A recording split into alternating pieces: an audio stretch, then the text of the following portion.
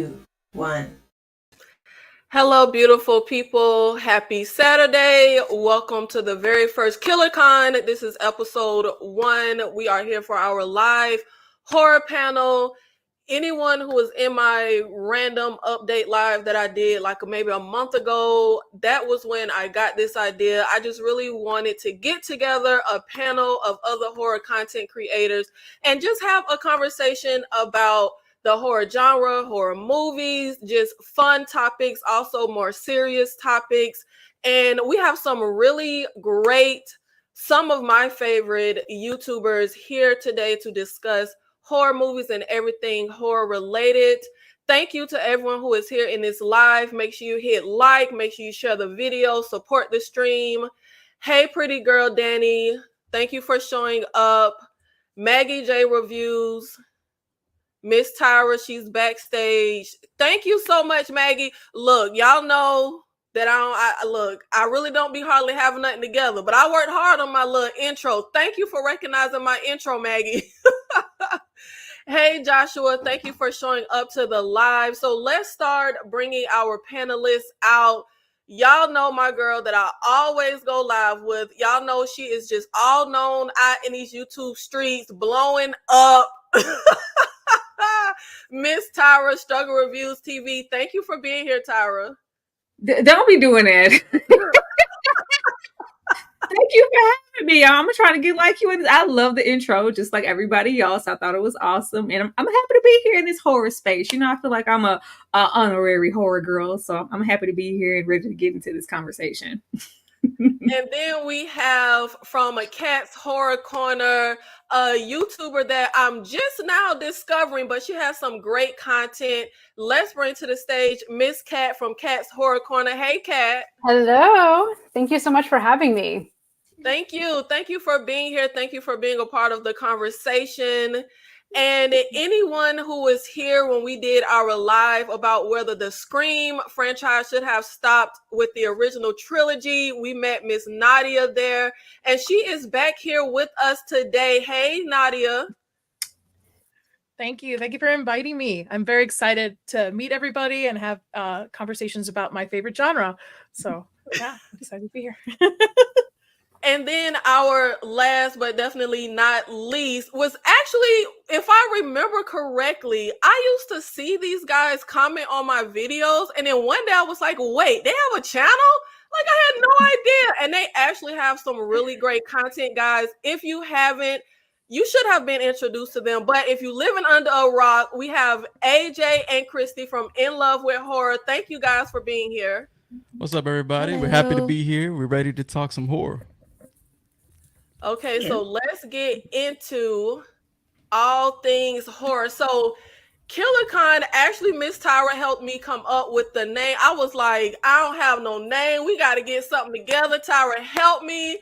So we have KillerCon, our killer conversation, where we are going to talk about all things horror, and I cannot wait to get into it. So let's go ahead and just get started and delve into things. Now, recently, the movie Late Night with the Devil came out, and I liked the movie. I thought it was fine, but I keep hearing people say, oh, horror is back. Horror is back.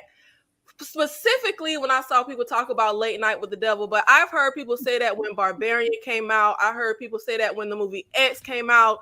And it's always really odd to me when people say horror is back. I've been watching horror since I was a little kid. I don't think horror ever went anywhere. Kat, how do you feel about this? Do you think horror is back? I agree with you. When you sent me the questions and I saw this one, I was like, oh, that's interesting.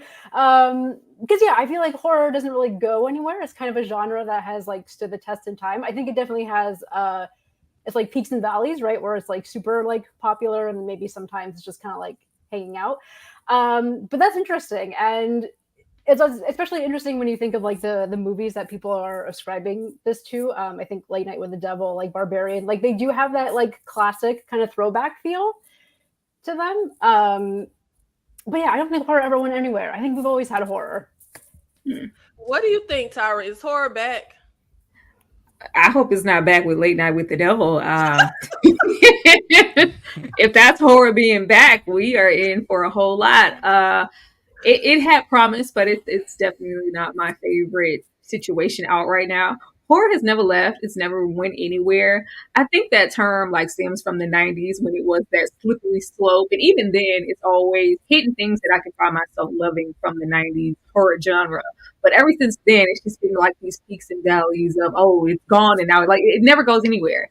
It never goes anywhere. And if you think that horror is gone enough to be back, you're watching the wrong thing. Like a lot of the best horror or the most so lower level indie foreign situations. So if you are looking for theaters to go, oh, this is out, horror's back now.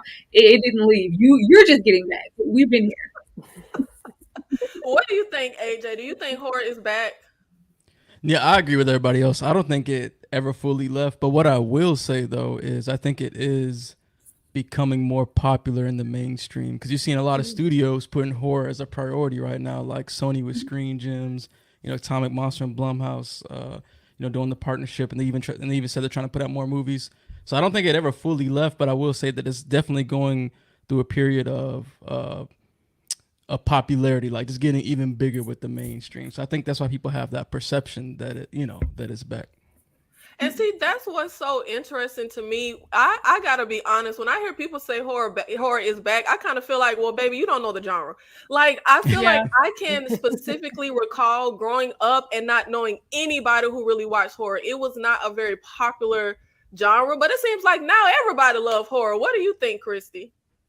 Yeah, I mean, I agree with everything y'all said as well, but yeah, I think everybody is kind of like latching on to it. Even we actually went to a festival recently, and somebody presented a film, and they're like, I've never even made horror or anything. I just wanted to see if I could do it. Mm-hmm. So I just think that people are just starting to latch onto it a little bit more. Some people don't understand it, like you said. As a matter of fact, I think I said that about that film too. I was like, oh, I don't think they understand what horror is. But I think it's attractive, right? Like the overall aesthetic of horror is attractive. And I feel like it's a genre where people can kind of like flex their bows. You can be a little bit more free in the horror genre. You're not like into a box. So I think that's one of the things that kind of like pulls people in. Man, I was hoping somebody would feel like horror was back. I really wanted to hear why people think horror is back. What do you think, Nadia? I think this is more so a statement for, and I don't like normies in a sense, people who passively watch horror. You have to also look at the movie going person's age at this point with 80s, 70s horrors, right? Back in the day, VHS horror, being able to rent it. So I don't necessarily think horror is back. I agree with Kat, it goes through waves. I think this is more for mainstream audience when they use this versus someone who that's the genre they enjoy throughout their entire life. So, and I liked Late Night with the Devil, but I'm biased. I know David, so I'm very biased. Yeah, we with you on that one. We love that movie. Yeah, we did. Oh Lord, I wouldn't say love, but yeah, it was fine. Dang. It was nice to see some hot takes in here. It was nice to see him in a leading man role. Yes, that was my thing. Yeah, because I met him back in the day on a set. I used to do special effects makeup, and I know him. And just to see his career being how it is, and knowing his love for horror, I can see it through Late Night with the Devil. So I'm biased on it. No, I did enjoy seeing him in a lead role though. But one thing that I love to kind of do is, some people can get really crazy about their movie opinions, and it's really not that deep to me, but it is pretty fun to me when I hear people say certain stuff, and I'm just kind of like, you don't really know what you're talking about. Tyra, what's some of your pet peeve opinions when it comes to horror movies, either the genre or just a specific movie? I don't have a lot. I think my main one is the narrative of it's elevated now. Everything's elevated. Like according to the A24 standard, everything's an elevated horror. Like, oh, it was just downtrodden, down in the dirt before, the recent decade, and it's just been like highly elevated. And I'm like, what are y'all talking about? And it's just it just like really grinds my gears, because I'm like, these people, have you not seen, an American Psycho, or The Shining, or Suspiria, or something? Like, just, it's so beyond what's been put out. And I love, A24 with a passion, or any other studios that have been making this elevated horror. But it really gets on my nerves to hear that so often, because it said so much. It says so much. It's kind of shining this negative light on anything that came before it. And I'm like, this has always been there. These narratives of something being elevated, and it's not just your standard slasher film or something, or just, the girl in the cabin in the woods. It's always been there. So if you investigate and watch a little bit further, you'll know that. But anybody who's new here feels like it's elevated way beyond what horror has ever been before, and that's not true. I agree so much. I loathe the term elevated horror. I'm like, horror has always been naked women getting killed, having something to say, whether it's John Carpenter's They Live or Tales from the Hood. You get a mix of everything with horror. I hate people that say elevated horror. What about you, Christy? What are some of your pet peeve opinions you hear about horror movies? That Black people don't like horror. I hear that actually quite a bit, and it can be positive and negative. Some people are like, oh, I didn't even know that there were Black people that like horror, so that's a positive way of saying it, I guess. Or it could be negative, saying, oh, well, y'all don't know nothing about horror, type of thing. So it goes both ways, but that's something I don't like to hear. Now, tropes. I do not like when I see in movies where a spouse is telling their spouse that something is in the house and they don't believe them. I can't stand that.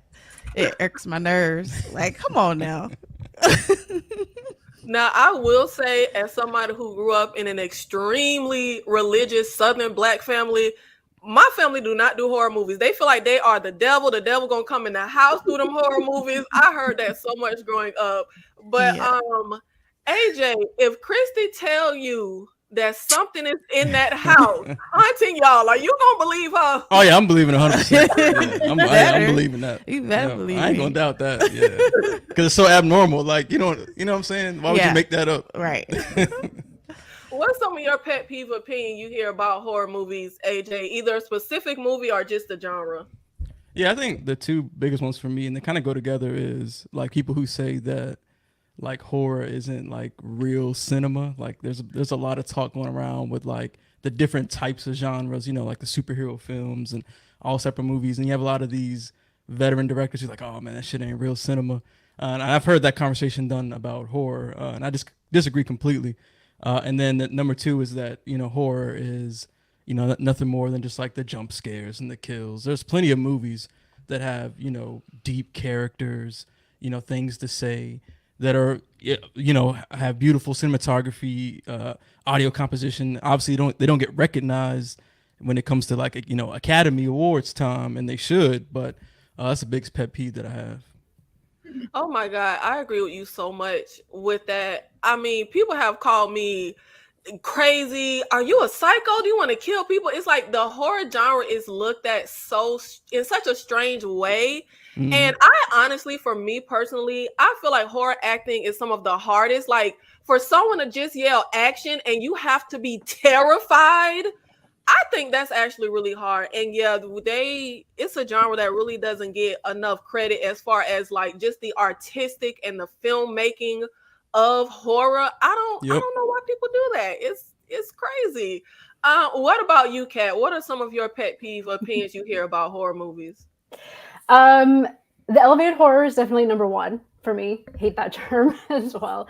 The other thing for me that I don't know like how much of this is on like the online space, but I still meet people in real life that are shocked that I am a woman and would enjoy horror films. And that still think that horror films are primarily made for a male audience, for men to enjoy, right? So that's like one. And then I also hear from pretty much the same people that like horror is really only good if you want to get like your foot in the industry. Like if you want to make something like cheap and fast, just make a horror film because it's easy and like who cares. So yeah, I don't know. I feel like I hear those two comments from like the same kind of people. So those are probably my two biggest like pet peeves. Yeah. And that's so interesting to me. I do think horror is made for men, historically made for men. But it's so crazy to me when I hear people say that. I am almost 40. I have never met a man that likes horror movies. Every man I know is like, nah, man, I'm not trying to scare me, man. I ain't doing no horror movie. I literally have never met a man that likes horror. But it's interesting to me that is very well like believed that women are historically not into horror movies. What about you, Nadia? I think I agree with everybody on this panel. And I think one of the biggest pet peeve is you have to like certain classics, otherwise you're not a horror fan. And that just bothers me to no end. And mind you, there's classic. I mean, I love The Shining. I love the original Nosferatu. And I just watched Prince of Darkness, John Carpenter, which I thought was not really great. I didn't like it. I love it. But I'm saying, like, I think people assume that you're not a real horror fan unless you like everything. And horror to me is an umbrella, and then there's subcategories. I like usually mostly everything except for like body horror, where it's like pustule, but I can handle gore. So I think that's one of my biggest pet peeves, and the elevated horror too. And I agree with the women. The women don't like horror, and I'm in that situation. My husband doesn't like horror much. Like I have to force him to watch a movie with me sometimes. So I agree with everybody on this panel with everything they've brought up, plus that.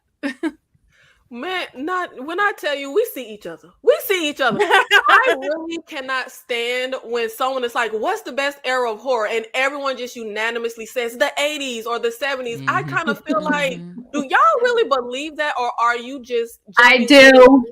Yeah, we know you do, Tyra. But I feel like some people just jump on the bandwagon of what a horror fan is supposed to like. I don't care for The Shining. I absolutely hate Friday the 13th. I don't care for Halloween. And I don't watch anything older than the 70s. And I am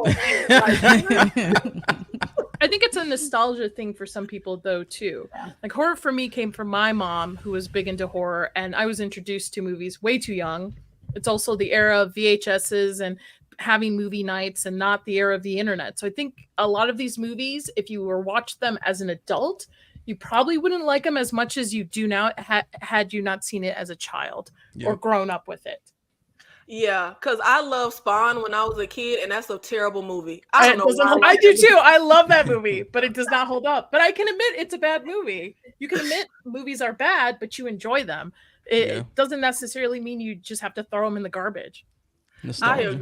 I agree. And I think it's an audience for everything. Kind of like AJ said earlier, I don't like when people are like, this isn't a real film, or I don't care what the movie is. If someone like movies essentially are supposed to entertain, and as long as there's an audience entertained by your movie, I'm not really on board with the whole, this isn't a real horror fan, or this isn't a real...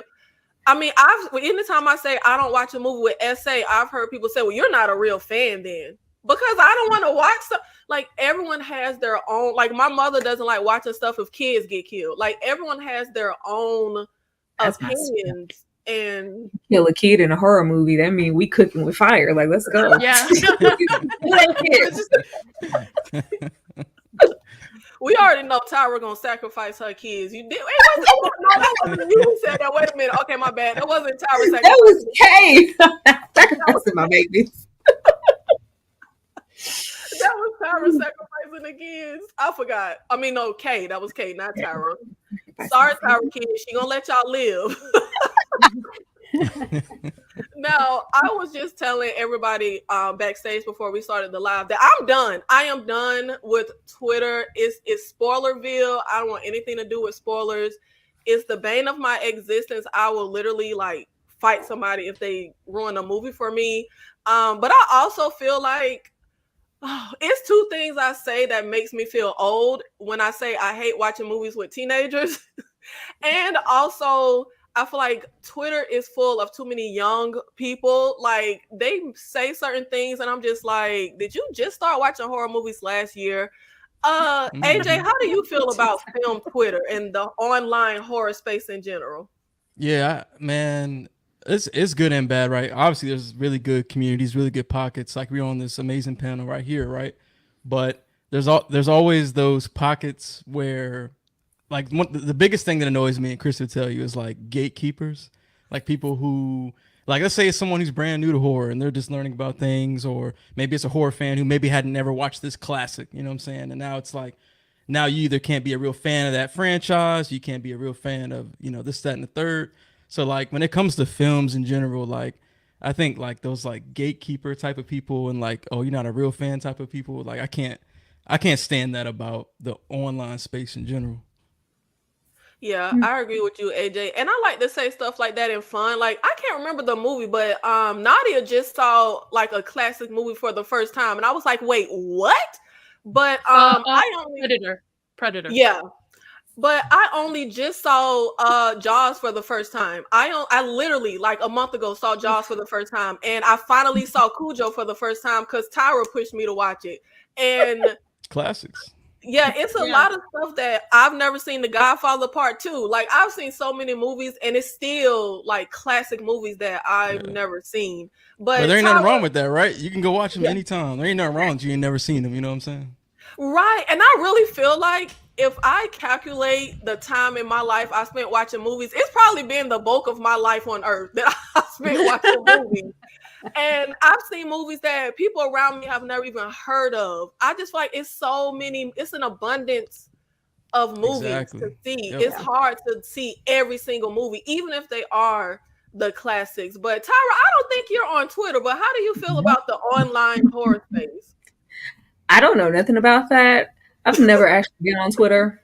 I'm not a big social media person. I have the Instagram to, have that connection and have some type of outreach type of source, but I've never actually been on Twitter one time in my life. I just didn't care to. So whatever's going on over there, it sounds dreadful and I don't want to go. Well, you're not missing nothing. No. Christy, how do you feel about the online horror space? Well, I think there's good and bad aspects, kind of like everything, right? Like you get to find your people, on Twitter and Instagram or wherever you might hang out. And when you mentioned about being old, I thought about TikTok because I feel really old on TikTok, and like I do not get it at all. So I like hide out on Instagram because I feel safe there. But with Twitter, film conversations on TikTok or wherever, I feel like you have a lot of that. I have to be the first one. So you do end up with like spoilers and stuff because people want to, get that attention. They want to sound or feel relevant or knowledgeable about things at certain times. So I feel like you get those type of people a lot in the film Twitter pocket, right? Like I want to sound smart, or I want to do this first type of thing. I want to have this many people reply to my thread.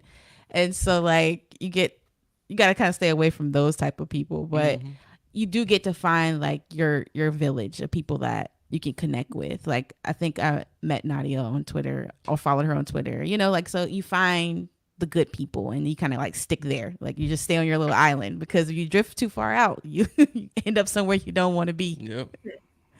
Now, I will say that is one thing I do like about the online space is I literally only horror fan or movie buff in general I know is my mother. I know anybody on this channel know I talk about my mama all the time because that's my person that I watch and discuss movies with since I was young. I will never forget, like when I was a kid, we would see 3-4 movies in a row at the theater. We would be in the theater all day. And then I grew up and tried to go to the movies with friends, and they looked at me crazy, like, we're not finna sit in here for multiple. Are you crazy? You got a double feature. You got to move ahead. Yeah. Before assigned seating, you got to buy your ticket for one, and you see 3 movies as a teenager. Yeah. I thought that was normal. I grew up thinking everybody be at the theater all day on Thanksgiving like we did. Yeah. And I think it was Christy that I said this to when she posted something. I have a hard rule. I do not watch movies with normies, as Nadia said. Like, I absolutely do not just casually watch movies. Like, if I go to your house and a movie is playing, fine. But Like I can't. I get so frustrated. I will never forget being like 20 years old trying to show somebody From Dusk Till Dawn for the first time, and they pissed me off so bad. They were like, "Where's the vampires? Why are they holding up this?" And I'm just like, "Shut the fuck up and just watch the movie." But yeah, it is nice to finally like interact with people that love horror as much as I do, because I never had that.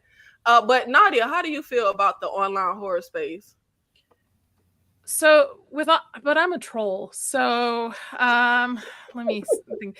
For the last 2 years, I was in the pop culture space. So prior to kind of dipping my toes into the horror space, I had a podcast with my husband where we talked about pop culture stuff, Marvel, Star Wars, things like that. So I already had a community in a sense that I was trusting, and then they all pushed me into the horror space. They're like, Nadia, that's your passion. That's what you love. So I already had that support. As far as like Twitter, I do like to interact with people, and sometimes I'm trolling, and sometimes I'm trying to just like, hey, let's be friends, because I want to just talk to people about horror.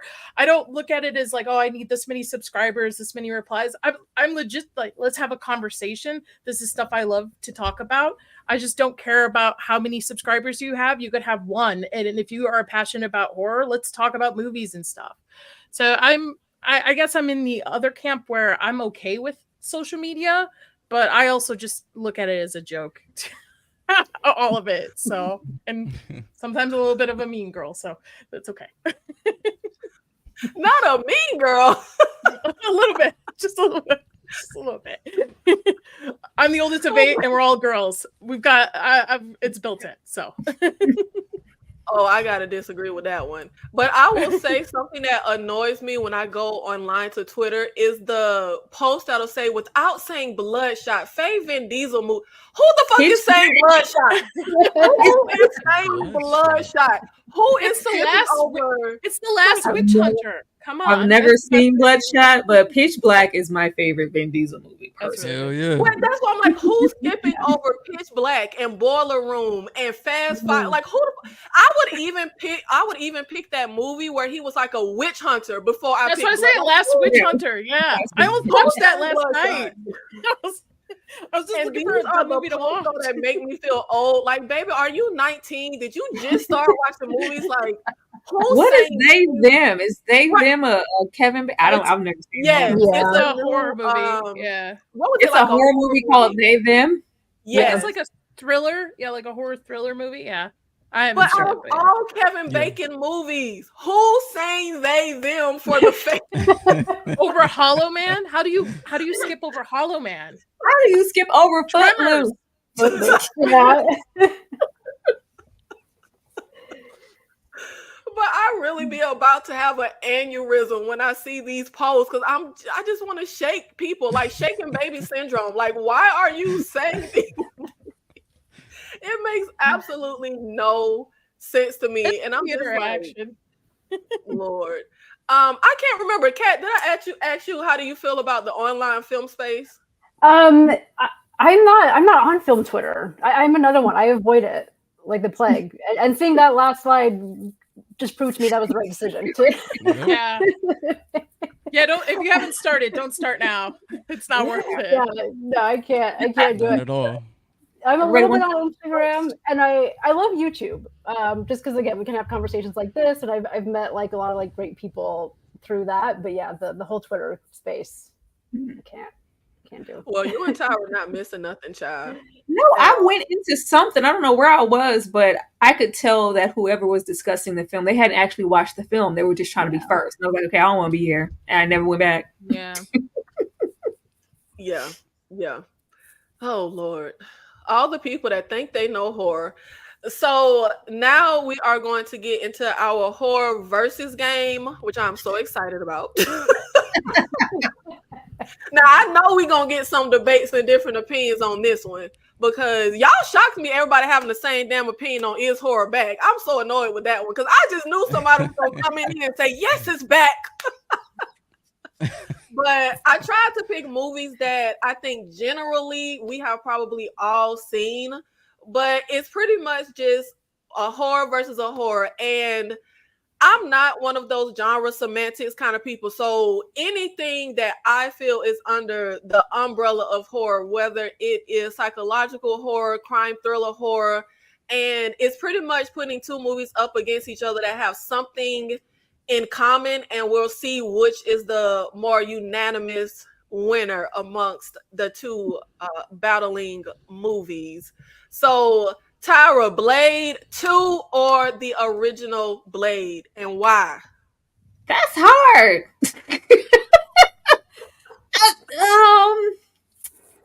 I gotta go with the first Blade. I have to go with the first Blade because Nubisha Wright is there, and I really was looking forward to her being in the second one, and she wasn't. And that was just the first introduction to like just the Blade universe. I can still remember what theater I was in and what seat I was sitting in when, you know, they went into the rave in the club and he came out. It was like, oh my goodness, we had never seen anything like this. Even though, you know, Blade 2 really upped it as far as, you know, graphics and the villainy of it all and the vampires, the effects. It was really, really, you know, great. Like, oh, we came through with the sequel also. But Blade is going to absolutely take the cake for me because it was like shifting. He was black and he was black and he was a vampire and he was a lead. What? We had never seen that. I remember, child, I was 8. I remember. I was excited. And I will say, I was so hyped to see that little black girl with her braids fighting in the first Blade. I still distinctly remember. I was so hyped. Where that little girl at? Now, AJ, nice. we know you a Wesley Snipes Blade hater.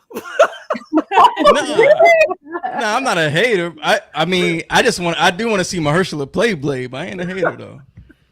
I don't know if that, No, I don't we think love that movie's Wesley ever gonna Snipes. happen. I don't think that reboot's ever gonna happen. I still got hope. Y'all need to stop that mess. But with this battle right here, I got to go Blade 1. And for a lot of the same reasons that Tyra said, because, you know, being a kid, especially being a black kid, man, and seeing a black superhero in just a dope ass movie where he just whooping ass the whole movie.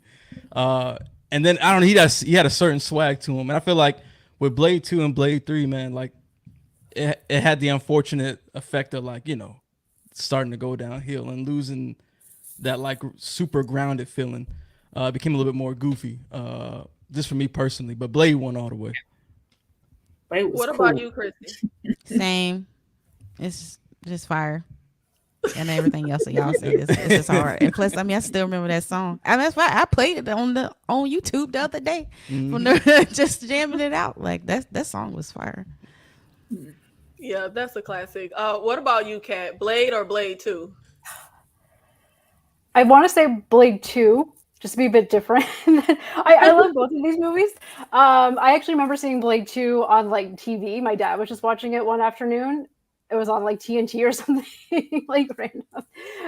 So fun memories of that. But I do love the original just because it brought something different to this type of story and like subgenre. And I always appreciate it when films can do that and kind of revitalize something, whether it's like vampires or zombies, right? Because we see these things like all the time. So when you can come in and kind of bring something new to the table and offer something different, I always appreciate that. But I love both of these movies. I love both, but I actually would pick Blade 2. I love the change they made with that, like, what was he, a mutated vampire? And he opened his whole jaw up. And I love the blood. What was they called? The blood pack, the blood gang that they had in there. Yeah, I love Blade 2. What about you, Nadia? Blade or Blade 2? I like Blade in the comics, if that counts. Blade 1 for sure out of the two of these. However, I do like Del Toro. He's one of my favorite directors. So I really loved where he was taking Blade 2. We don't talk about Blade 3. And also, this is Marvel's like first big movie. Big movie to screen. And I honestly don't see anybody playing Blade but Snipes. I really don't. That's why I'm not a fan of this reboot, wow, change. So ridiculous. He could be a Blade. I'm telling you. I don't hate the actor, but the thing is, initial reports were like, "Hey, we don't want to do an action-forward Blade movie. We want it to." He wasn't willing to do like effects, like, and I'm like, "You, Blade is a martial artist. Like he uses swords. Like you have this is the character." Yes. So. And That's why, why like, I think that movie's just a mess. But It's unfortunate. I love Mahershala Ali, but that's something else. There's an authenticity in Wesley. Like Wesley does the martial arts and the art of war, Yeah. all that crap in like Mhm. real life. I don't know about Mahershala doing no karate chops and all that stuff. Wesley was No. invested. He like invested a whole lot in this movie. He wanted to get this movie up and out in the He world more did. than anybody. So Yeah. I think it meant a whole lot to him versus what it is now. He knew how profound it was to be seen in this light. Everybody thinks about Wakanda and them first. Blade was here first. yeah, Yeah, Absolutely. I yeah. think I just want to see like a more modernized take on the story, on Mhm. Blade as a character. Mhm. I think that's why I'm still holding on hope for it. If they Mhm. could do it right, obviously. But I think that's just my thing. I would like to see him like what would a present day badass Blade be like? Yeah. I want to see it. They let Sticky Fingers try. They can let Mahershala try.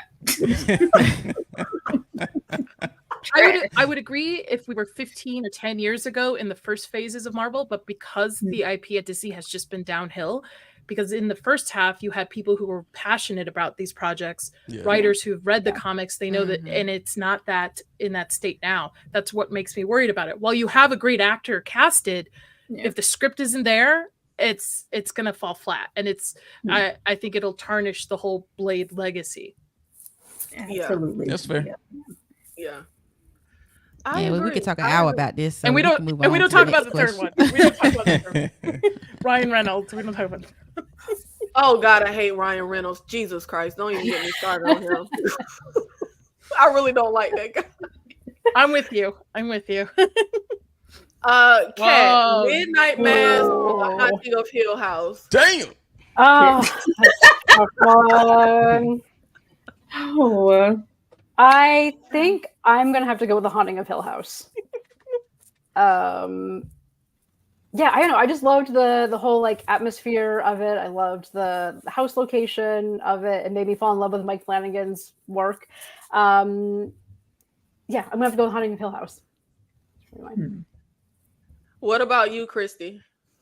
I haven't seen Midnight Mass, so I mean, I guess by default, I gotta go with The Haunting of Hill House. What about you? But you've seen AJ? both. Yeah, this is actually really hard. Mhm. Man, because I love Midnight Mass is fire. Like that was just such a dope idea and how they executed that, and I love the characters. I'm gonna give it a Midnight Mass. Wow. Okay. Yep. I hated Midnight Mass. I didn't even finish it. Dang, really? Well, it's been nice knowing all of you. Nice to meet you. I'm out. It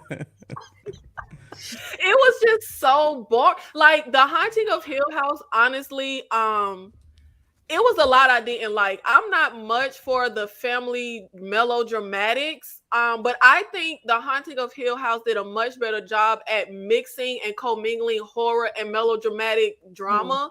But Midnight Mass for me was just way too much slow melodramatic drama and not enough horror. I was just like, I don't want to just see the dead cats. Like, give me something. I was so bored. I couldn't get into It was it. so atmospheric, though. You know what I'm saying? Like it was like That can only carry it so like far. modern day, like period piece type. I don't know. I thought it was dope. What about you, Tyra? This is hard because I really enjoyed them both. But I'm really a sucker for the small town. It really brought me back to a Salem's Lot, The Fog. It was very self-contained and really, really good. Like I have to go with Midnight Mass. I really enjoyed it. Even though I really enjoyed Haunting of Hill House, I have to go with Midnight Mass. And I thought Haunting of Hill House is one scene in particular that I thought was some of the first of all, them kids. I can't stand kids, but these kids was amazing. These little kids was acting their ass off. But I feel like I can't think of her name, but Mike Flanagan's wife, she had a certain scene that I felt like was some of the best acting I ever saw in my entire life. I mean, it was so much about it that was just so groundbreaking. But did I ask you, Nadia? Y'all know my brain is still No. crappy. I can't remember. Did I already ask you? No, but I think you have my answer. Oh. I'm a big Flanagan head. I pretty much like anything he does. I really love The Haunting of Hill House. I really love the family dynamic. To me, it's a story of the stages of grief. It's beautifully done. A Midnight Mass, though, I think hit more for me because I was raised Catholic, so a lot of those religious tones to me and like religious horror to me is like one of my biggest genres I enjoy. So the monologues and everything like really spoke to me by how I was raised and what I know being raised Catholic and stuff. So I would, and it's just so beautifully shot. Just each detail in each shot is just on the technical. It's just, and the color palette and just everything used in it, just chef kiss. It's my favorite out of all of his TV shows. Wait, so Nikki, you made it to the shot of him, wasting away, saying his last goodbyes in the boat in the middle of the lake, and you said no?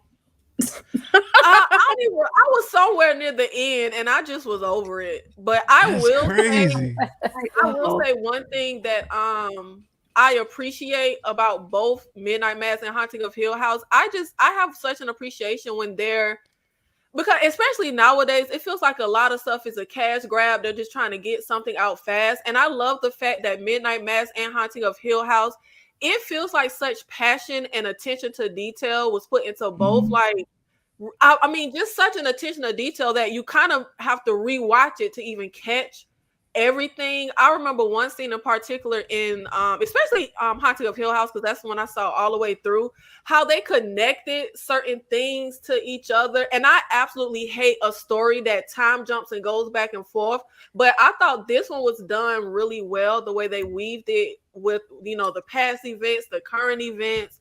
So I will say that I do love Mike Flanagan, though. Where the hell is that movie where his wife was deaf? I love that movie. Oh, Hush. Yeah. Hush. Midnight Mass also is his passion project, because this initially was a book that he wrote and he had tried to get it financed in some way to a movie. And then with him doing The Haunting of Hill House for Netflix, it being such a big hit, him having the ability to go to them and say, okay, I'll do Bly Manor, the Midnight Society, Fall of House of Usher, but I want to do Midnight Mass. Like, this is my passion project. And it elevated. Actually, in Hush and a bunch of his movies, you'll actually see little Easter eggs of Midnight Mass. Like, I believe in Hush, she's like, a book that she's carrying is labeled Midnight Mass on it. So I think that's why I like it so more, because while you're right, every of them are attention to detail. He loves his horror. He loves what stuff he used to like, Stephen King and all that stuff.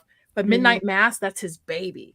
That's where full passion is into. That's why I think I like it even more. And Flanagan about to do The Exorcist. Let's go. Yes. That Believer was garbage. No offense to anybody who liked it. 100% agree. Yeah. And you know what? I love possession horror. I don't care how cheesy, but yeah, Exorcist was pretty bad, even for me. And I like a bad possession movie. Oh, Exorcist Believer was just that was raw. That's the same guy who did Pineapple Express. What do you expect? So. I am excited for Flanagan to do Exorcist, though. I'm really excited for that. But High Tension or The Collector, Christy? I have not seen High Tension. High Tension's so good. I'm failing at this test, so I guess I have to go with The Collector. You remember The Collector, right? But I, like you, been spoiled, so I know how High Tension plays out. Well, that sucks. I know. I already know. So I would not be surprised by the twist in that one if I were to watch it. I think that's why I haven't watched it, because I'm like, I already know what's going to happen. But I do like The Collector. I do remember The Collector, and I do like it. There's some, really cool aspects of how they tell that story. So, and the visuals and all that stuff, like the different little things that they use in there, like the set and stuff. I like that movie a lot. What about you, AJ?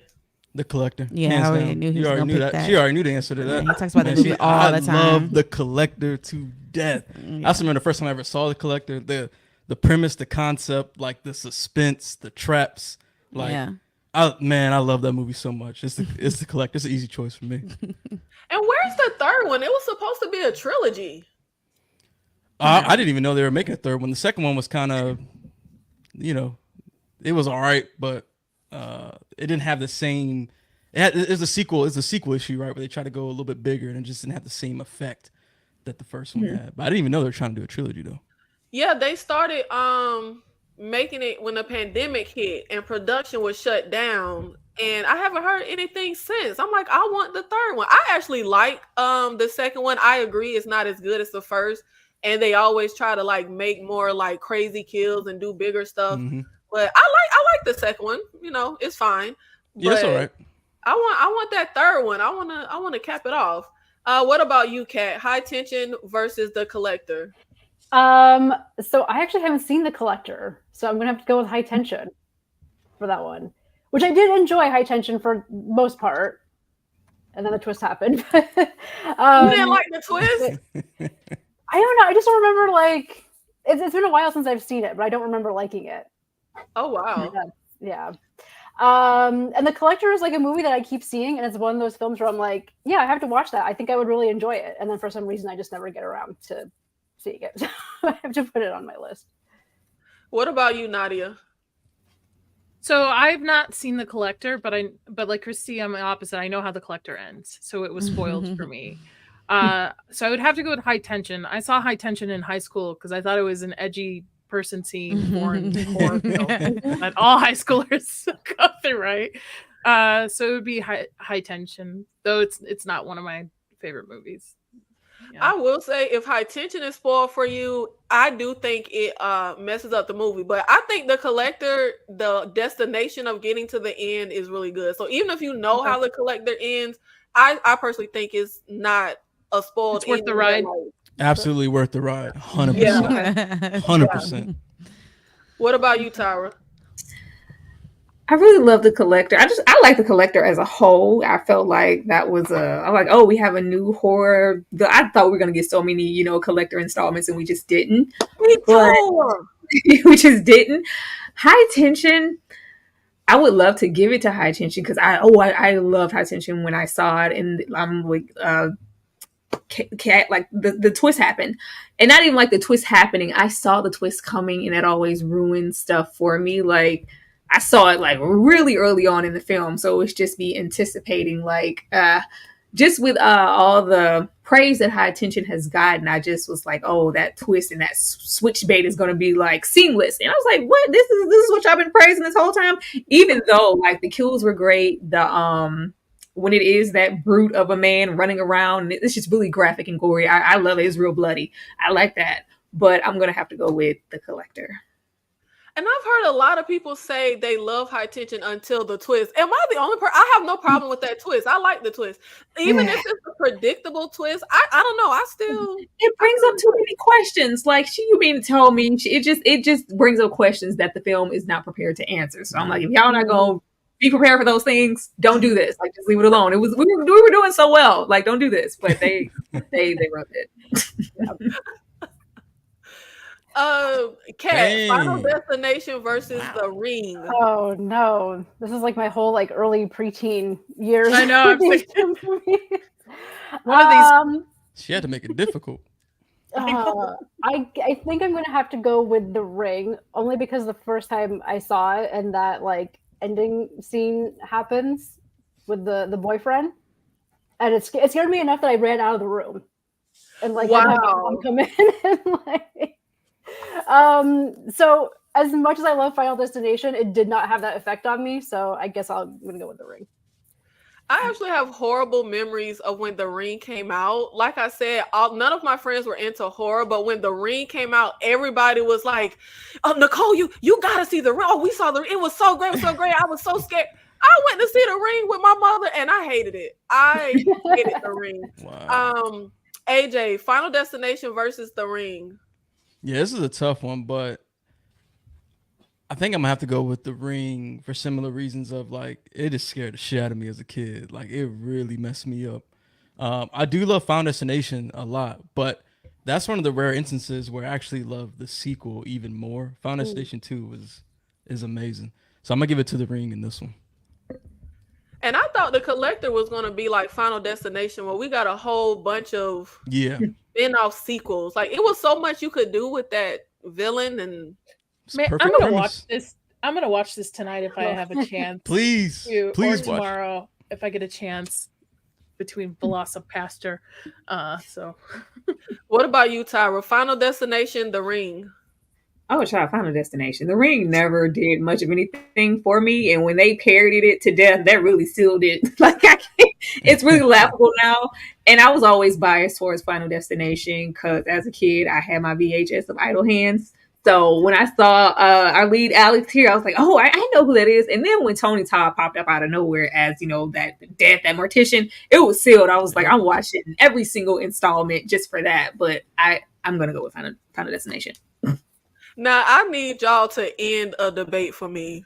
Me and my mother go back and forth about this. I said Tony Todd in Final Destination is deaf. She said he's not. What do y'all think? You said deaf? Yes, he's deaf. Oh, death. I thought you said deaf, like hearing. Nah, No, he's not. He's not dead. He's not dead. Nah. I always You know thought he was what? deaf. I That's thought he was all deaf. y'all. Nikki, I thought he was deaf. I always thought he was deaf. Is he not deaf? Okay, thank you, No. Tyra. So it's not just Nah, me. he's not dead. I, No, thought, he's I always not. thought he was deaf. He's just the most convenient mortician ever that just comes like he's very ominous. He gives that and he gives that old town western, those old westerns where you have the Undertaker walking around like, yeah, you want to get fitted for a suit, you about to die any day now. They're just counting down the days so they can collect bodies. It gives that, but he also gives like death. I feel like not the death going around to get them, but an extension of it is, I thought he was. See, okay, knows so how it it wasn't works. just me. Mhm. Because we've been going back and forth arguing about that for ages. Talk to Me versus Us, Kat. I'm gonna have to go with Us. Hmm. I liked Talk to Me. I wasn't as crazy about it as I know a lot of people online were. And Us, I liked. I have a little bit of problems with the third act, but overall, I enjoyed the experience I went on with Us more than Talk to Me. Yeah, everybody was raving about Talk to Me. That's another one that I just couldn't really get behind. What about you, Christy? Well, since I have to choose between these two, I have to pick Talk to Me because I did not really like Us. I like some aspects of Us, but I don't like the movie itself as a whole. And Talk to Me, I think I could rewatch that one again. I don't ever want to watch Us again. I'm with you, Christy. What about you, Nadia? I haven't seen Talk to Me yet. It's on my radar eventually to see, but I believe it deals with the grief of a mother being and my mom recently passed, so I'm avoiding certain things just until I can get there. I don't really like Us either. It's not my favorite Jordan Peele. I like Nope. Nope is my favorite out of the movies that have come out, so I would say a pass to both, I guess. And Dang, you it's know what? dope. Everyone I've never heard always someone say says, that. everyone always says Get Out is their favorite Jordan Peele. Nope is my favorite Jordan Peele as well. Yeah. Yeah. What about you, AJ? I'm actually with Chrissy on this one. I will say though, I was kind of like y'all. I wasn't as big on Talk to Me as she was. It was just kind of, it was good, but it wasn't great. But I definitely liked it more than Us. Us is a weird one where I don't think it's a terrible movie. It didn't execute right. So I definitely think that Talk to Me is better in this versus. What about you, Tyra? I love Talk to Me. I absolutely adored Talk to Me. I thought it was really good and something. It in a sense, it is pretty much an addiction, possession type of movie. But if anybody can make me care an ounce about possession, you did a good job. Because Lord, I'm bent out on that genre. Us, it was really. It was. I enjoyed it for what it was. It had a lot of bright ideas, and it does pay a lot of homage to. I'm an 80s girl, so I peeped everything, but it's just the execution as a whole, as a film, it didn't come all the way together. Talk to Me, I thought it was great. Mm-hmm. Yeah, I like how Talk to Me ended, but yeah, I didn't care for it as a whole. And I love Possession, but I was not here for it. The Miz versus Annihilation, Nadia. This is a hard one because I love both of these films. But that ending for The Mist, though, sticks with you. Like I would go back and watch The Mist over and over versus Annihilation. They're so good. I'm gonna go with The Mist. Because that ending just sticks. Like that ending, people talk about it now. When did that movie come out anyway? People are still talking about that ending. Still bring it up as one of the most like horrific endings for a movie in general, not just horror movies. So I'll go with The Mist. And you know what? I remember I loved The Mist, but I have never rewatched it ever because that religious lady in the grocery store got on my nerves so bad. I did not even rewatch it. But that's Stephen King for you. I think, especially from the short story, just adapting it to screen, those characters are very typical, like Stephen King characters from a lot of his adaptions and books and stuff. So I give it a pass on it. But yeah, I'll have to go with The Mist. But the Annihilation is great. I recommend the book too. Like both are fantastic. So, what about you, AJ? Yeah, I agree. Both of these movies are super dope, but The Mist, there's just something about it like that contained thriller aspect, not knowing what's out there, and then of course the ending is, just like Nadia said, it's one of the most horrific, painful endings out of it's got to be up there like top 5 of all films, and it does stick with you. It's something like you'll never forget, and it is also a rewatchable film. I know it's got like a lot of connections to other Stephen King universe stuff within it. For like theories and all that, but definitely The Mist in this verse. What about you, Kat? I'm gonna have to go with The Mist as well. Just I think it has more. I like Annihilation, but I don't know. I don't go back to it as much as I have the Mist. So there's just something about it, and I agree with what everyone's saying. That ending is haunting. I didn't like Annihilation. I only liked the one bear scene, and that's it. It's got a little bit of like an H.P. Lovecraft Cosmo sci-fi. It's just, I don't know. It hits the right marks for me. And again, the book is really good too. What about you, Tyra? I didn't care all that much for Annihilation, and it's going to always be The Mist. And not for the ending. I love The Mist for the same reason. I love Midnight Mass getting back into Mike Flanagan in that Stephen King film. You're going to have that town drunk. That religious lady keeps me coming back here. That's the Bev in Midnight Mass. I love a hateful character we can't stand. I love it. Like, I can't wait for you to die. That's what I live for. I'm here for it. That's what I go back to The Mist just to witness that lady and her propaganda. They gave her too much time, man. They gave her. I was like, if y'all don't kill this lady already, what is she controlling the grocery store or something? I'm like, if y'all don't hurry up and kill, it was just too elongated. The time we had to spend with her, like the religious evil lady in Midnight Mass, she wasn't as far in the forefront. I could handle her. Yeah. And we love it though. How easily you can mind control a group of people when they're scared and they're trying to cling to some religion. And you say, "See, look at that! You see, that was Jesus right there." Like, oh my God, she said it was Jesus. Everybody follow what she said. Like, no, that's not what's going on here. I love it. Did I ask you, Christy? No, but I've not seen The Mist. AJ has shown me clips of it because people do talk about the ending of it. So I already knew how to end it, and then he just kind of showed me clips of it, but I've never actually sat down and watched the entire movie. But I really like Annihilation. One of my favorite horror movies is The Descent, and there are not that many films that give me The Descent vibes, and I think Annihilation is kind of close to that. So I think that's probably why I like that one a lot. Like the clear winner, this one is The Mist, the unanimous winner. Tyra, you always going up for your old school. And I know I cannot pair no verses of old school versus new school because everybody going to pick the old school. So I put old school together. Halloween or Nightmare on Elm Street, Tyra. Girl. This is really hard. Like these are like two of my favorite like horror movies ever. Like, why would you ever do this? Why couldn't you put like Halloween 1 and 2? Then I could have like had a clear decision to make. It's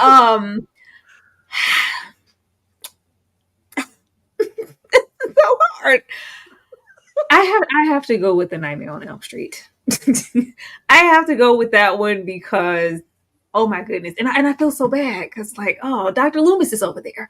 But I have to go with this one because that first install. Well, my favorite Freddy is that, you know, the one that we don't name, that part 2, because that's when he's like the most evil and wicked, and the look was just like, oh my god, he looked really scary. But this was like when he was still Freddy. We didn't get all the way completely off into Freddy the comedian, and, you know, being whip smart and joking, and we got more about the hairlocity of y'all, instead of just focusing on him being terrifying and, you know, he'll get you in your sleep. This is like a really good horror movie. I think people sleep on it because it's like, oh, it's Freddy, and it's no. This is a really good movie, and Nancy was incredible as, you know, our final girl, and, you know, you got Johnny Depp there, and that open kill with Tina. Oh man, no, I gotta go with it. I gotta stick with what I said. I'm gonna stick with A Nightmare on Elm Street. What about you, Nadia? It's gonna be Halloween. I love both of these movies very much so, but as a franchise, I like Halloween a little bit better. And Halloween is what stuck with me as a kid. That mask, it creeps me out every time I see it. Still to this day, I walked through Halloween Horror Nights when they did the Halloween house, and I nearly fell on my ass multiple times. So it would have to be Halloween, though I can respect A Nightmare on Elm Street. It's just wasn't really a franchise that I would turn to as much as I did for Halloween. Especially Halloween 3. I love Halloween 3. A lot of people don't. Yep. Sorry, Season of the Witch. Season of the Witch is good. Yeah. Yeah, I like 3. I like 3. And I don't care for the first one, but I like 3. Halloween. Sorry. That's going to be stuck now. What about you, Kat? Yeah, I love both of these movies. I think I'm gonna have to give it to Elm Street, just because I know just the creativity of it with the dream sequences, and yeah, with Tina at the beginning, like that scared the hell out of me as a kid when I saw it. And yeah, I think Nancy is just like the one of, if not the best, like final girl in like horror franchises. She was just such a badass. So yeah, I have to give it. Also, John Saxon is in it. I always love when he just shows up as like a cop and it's just being John Saxon in a movie. So yeah, I love both of them, but I'm going to give it to Elm Street. What about you, AJ? Yeah, I love both these films as well, but I'm gonna give it to Nightmare on Elm Street too. For a lot of the similar reasons. Like, I like the creativity. There's some like just such iconic kills in it. I like the personality of the Freddy character. Of course, it evolves over the franchise. You know, Dream Warriors is my favorite, but Elm Street is just special. It just does it for me more than Halloween does, even though I do love Halloween too. Christy? I'm conflicted. I really like the first Halloween. There's a lot to love about that one, and that's the only one I actually like. I don't like any other Halloween in the entire franchise. I only like the first one. Oh, you don't like the Rob Zombie reboots? I don't like none of them. David Gordon Green. Yeah. So yeah, this is tough, but I do like Nightmare on Elm Street too. I really like Nancy. Liked her Johnny Depp in his crop shirt. Like, you know, that was iconic. I don't know. I can't pick. Ooh. Any, mini, money, mo. I gotta go with Halloween because there's that one scene when he's in that sheet with them glasses on, and that shit is hilarious. I love that scene a lot. So I'm gonna go with Halloween. The sheet wins. Yeah. Oh my gosh. Okay, Malignant versus The Cabin in the Woods. AJ. Cabin in the Woods for me. I like. You said that fast. Yeah, it's easy. It's easy because to be honest, the first time I ever watched Malignant, I didn't like it. AJ, I watched. Yes, I hate that fucking movie.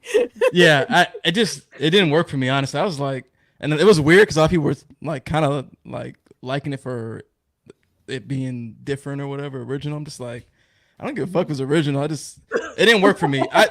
Now I will say, when the whole reveal happens and you get this like John Wick shit, that shit was dope. But now I'm liking it for the wrong reasons, I feel like. So The Cabin in the Woods is just a way better package. I like the meta aspects of it. I love the characters. We just did it, it has the advantage because we just did a watch along for it the other day. And it's just a really fun movie. Like the performances, the characters, like it's I honestly don't really have nothing I dislike about it. So Cabin in the Woods.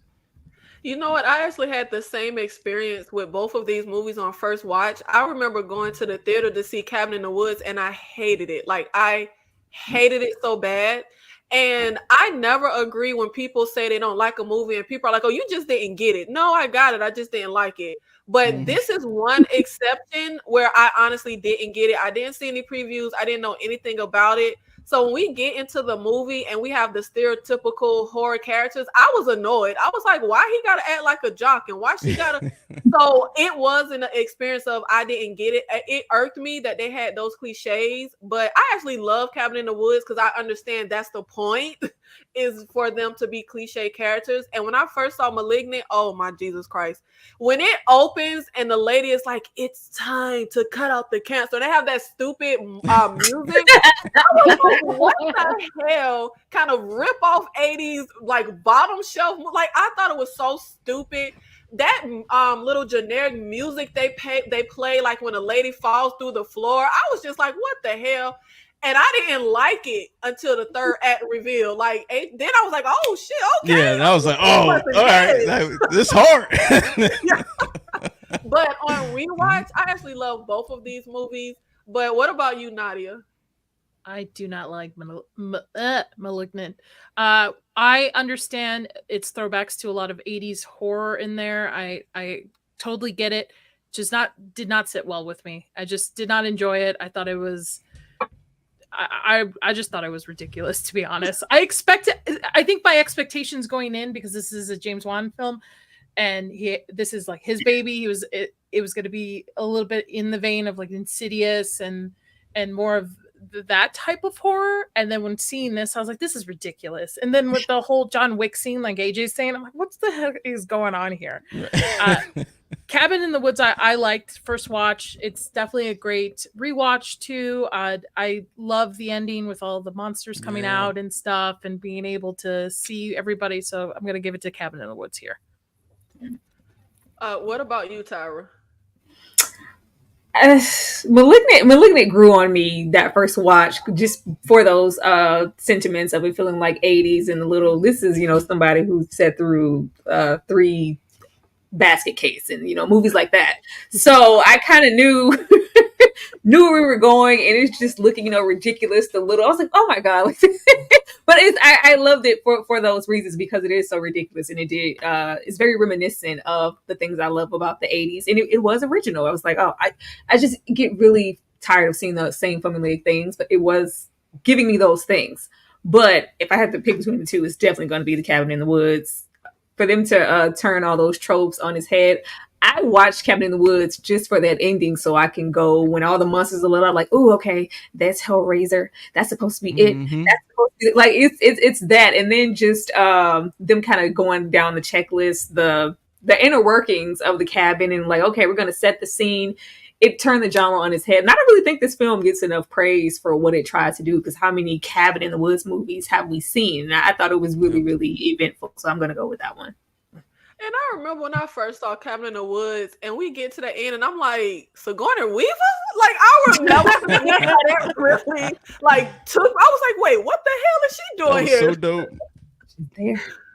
What about you, Kat?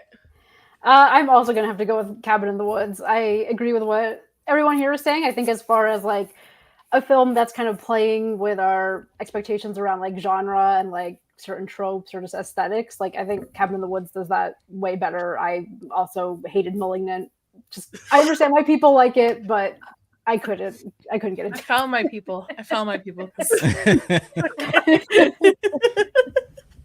Malignant is one of the reasons why when I hate a movie, I always rewatch movies that I hate. I hated Malignant so bad, like the first, honestly, 3 times. But I end up really liking Malignant. For me, is kind of like the Bye Bye Man, where like it's in the sense that I feel like the Bye Bye Man is such a terrible movie, but it's a so bad it's good movie for me. Like, I love the Bye Bye Man. It's so ridiculous. I feel that way about Malignant. Like, it's so ridiculous, but I love it. It's not that bad. Now, yeah, Malignant isn't like technically bad like the Baba Man. So now we get into some foreign horror. Terrified versus When Evil Lurks. Nadia. When Evil Lurks, I have not seen Terrifier, but I know how it ends. But When Evil Lurks shook me to my core. I've thought of that movie for months at a time. And anytime I want to really freak somebody out, I recommend When Evil Lurks. It's just so well put together. The story's just so great, and the horror in it. Again, to me, it's more realistic horror in this. It's like this is something that could actually happen, right? I mean, not really, but 100% When Evil Lurks. Oh, I'm gonna watch that I again. need people to stop spoiling movies. Do you know how many times y'all done said I haven't seen that, but I know how it is? If y'all don't stop running, I feel like a game. But a Terrifier, movie spoiling I thugs. spoiled it for myself. There's a YouTuber I watch that does breakdowns, and I just let like videos play. So I watched one of his videos on it. So I spoiled it for myself. So it was in film Twitter. Okay. Yeah. So What don't about worry. you, Tyler? You say me? Yeah. Oh, it's When Evil Lurks for the same reasons. Like, this could really happen. It really stuck with me. Since I've seen it, I've watched it 3 times, so that's how I know. I rarely go back to a film that wasn't, presented to me before 2005. So it says a whole lot that I've seen it 3 times. Terrified, I actually started Terrified, got to the middle and did not finish it, so I don't know what happened there. So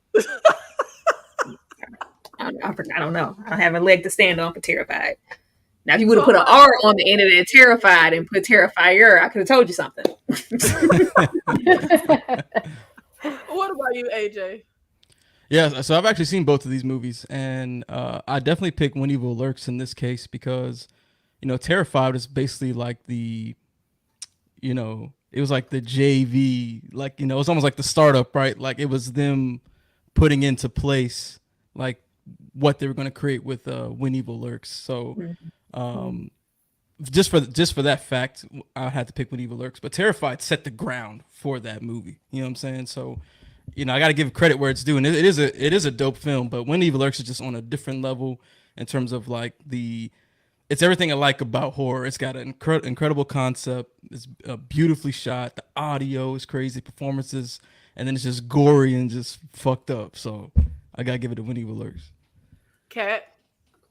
I'm going to also have to give it to When Evil Lurks. Just the whole atmosphere they create with this movie just stuck with me. That scene with like the dog, like I just stuck in my head. Like I just like think about it. It terrifies me. So yeah, When Evil Lurks, I think overall is. I actually had the same experience with Terrified, where I started watching it and then didn't finish it. So Dang. Tried. And see, When Evil Lurks, I feel like oh God. I feel like I get aggravated, like these people really be real, but those brothers were so stupid, it ruined my experience of the movie. When he takes his clothes off and lets the dog sniff the clothes, I'm like, you dumb freaking idiot. Like, what are you? Oh, that hurt me so bad. Christy? I didn't watch Terrified. I know you watched it because you watched When Evil Lurks, but yeah, I don't know, that poster looks really creepy. I don't want to. Just never really wanted to watch that.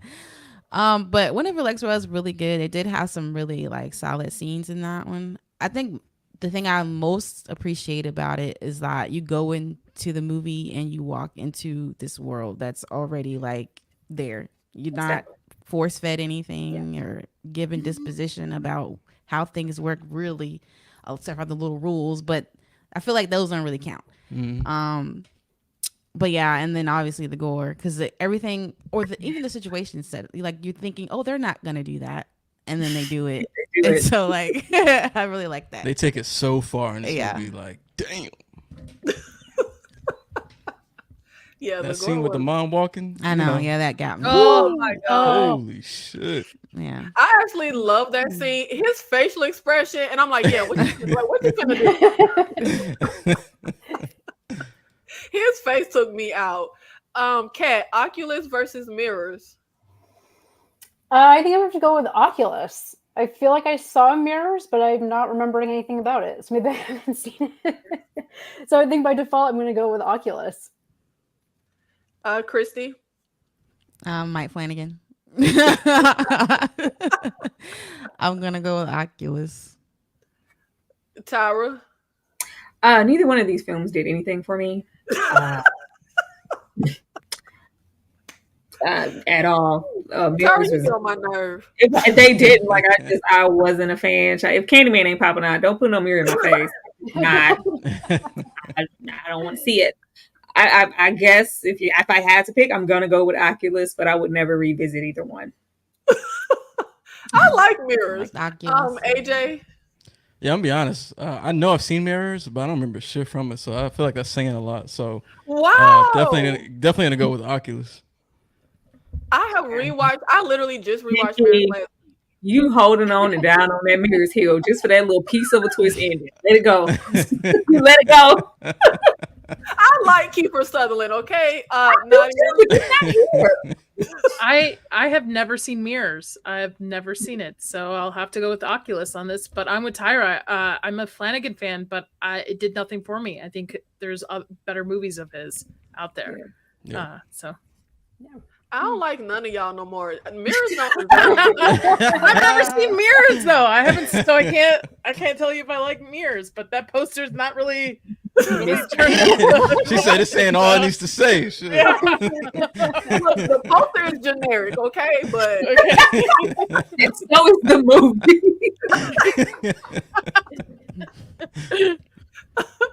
28 Days Later versus Train to Busan. AJ. Oh, why you go to me first? Shit. Man. Damn. I'll go. 28 days later. Yeah. Okay, now you go. Oh man. I'm going Train to Busan. Train to Busan is dope. That is a really. I mean, don't get me wrong. 28 Days Later is cool.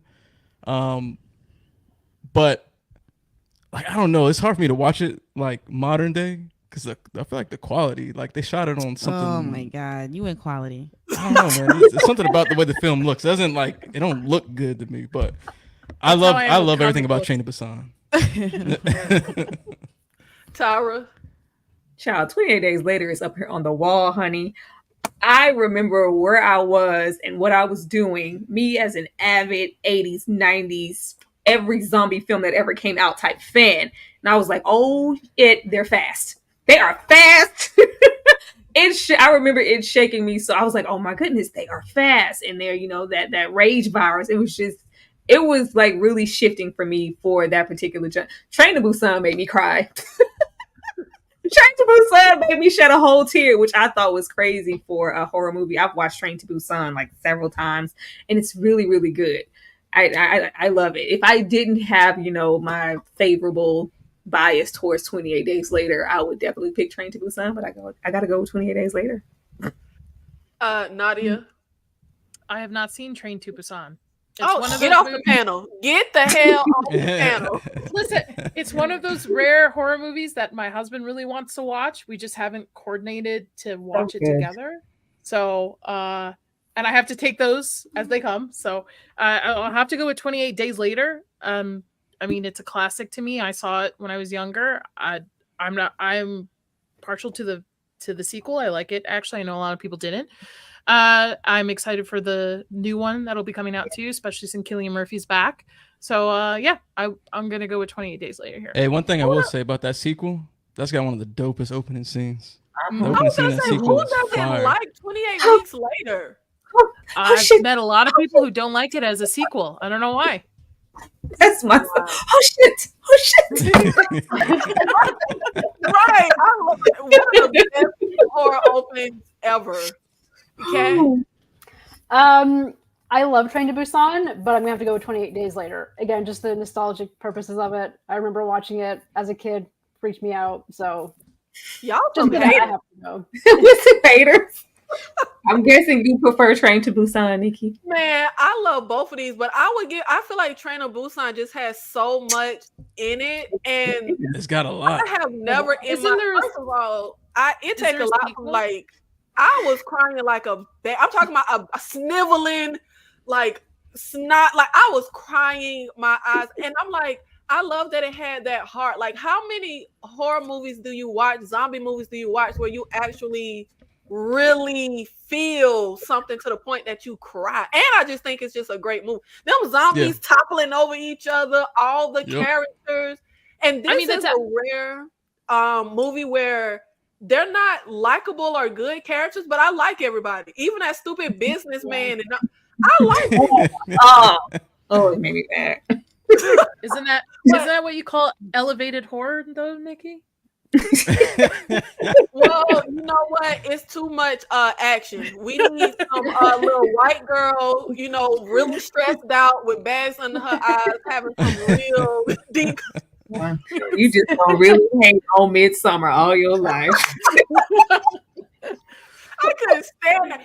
Look, I'm with them friends in Midsummer. Get your girlfriend out of here, my nigga. Don't bring her on the trip. I couldn't stand that girl. She got on my damn nerve. Okay, Dawn of the Dead versus Night of the Living Dead. The original for both of these. Tyra. Why you gotta come to me first? Because you all about your old school horror. Oh, this is hard. I have to go with Night of the Living Dead. It's really impact. I can still watch Night of the Living Dead now. Because when I think you used to message me like, I'm not watching nothing in black and white. I was like, so you ain't never seen Night of the Living?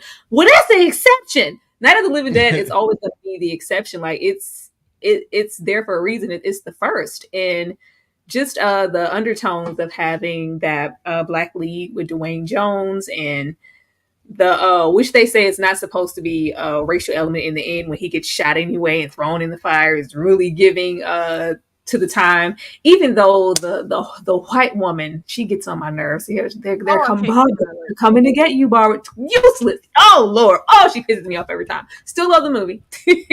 still love the movie. It still stands the test of time if you can throw it on at any given time, and it's still very entertaining, and it's very impactful for me. Yeah, the only black and white movies I can get behind is Night of the Living Dead and the original The Blob. If it ain't one of them, don't put no black and white movie in front of me. Yeah, I love Night of the Living Dead. I have rewatched that movie every year of my life since I was a kid. It's just, but yeah, slap Barbara again. I couldn't stand that lady. Psycho can't squeeze in there, Nikki, for like 5 minutes. No Psycho. Lord, is it in black and white? Yeah, I ain't got time for that. Oh God! I might see American Psycho. I might finally watch that. You ain't never seen American Psycho? No. Oh, neither have I, Nikki. Maybe we could do a watch party. There you go. Definitely a watch party with that one. Oh, y'all made me hot. Okay. AJ, which one do you prefer? I prefer Dawn of the Dead. It's got my man Ken Foree in there. I love the special effects. And there's just something about, I don't know, something like grounded in the feeling of, we going to, hold up in this mall. And then there's moments in the movie where they're shopping and just having a good time. I don't know, the movie feels very human. And then it's just, some good action, and it's just a dope movie. I like Dawn of the Dead. Yeah.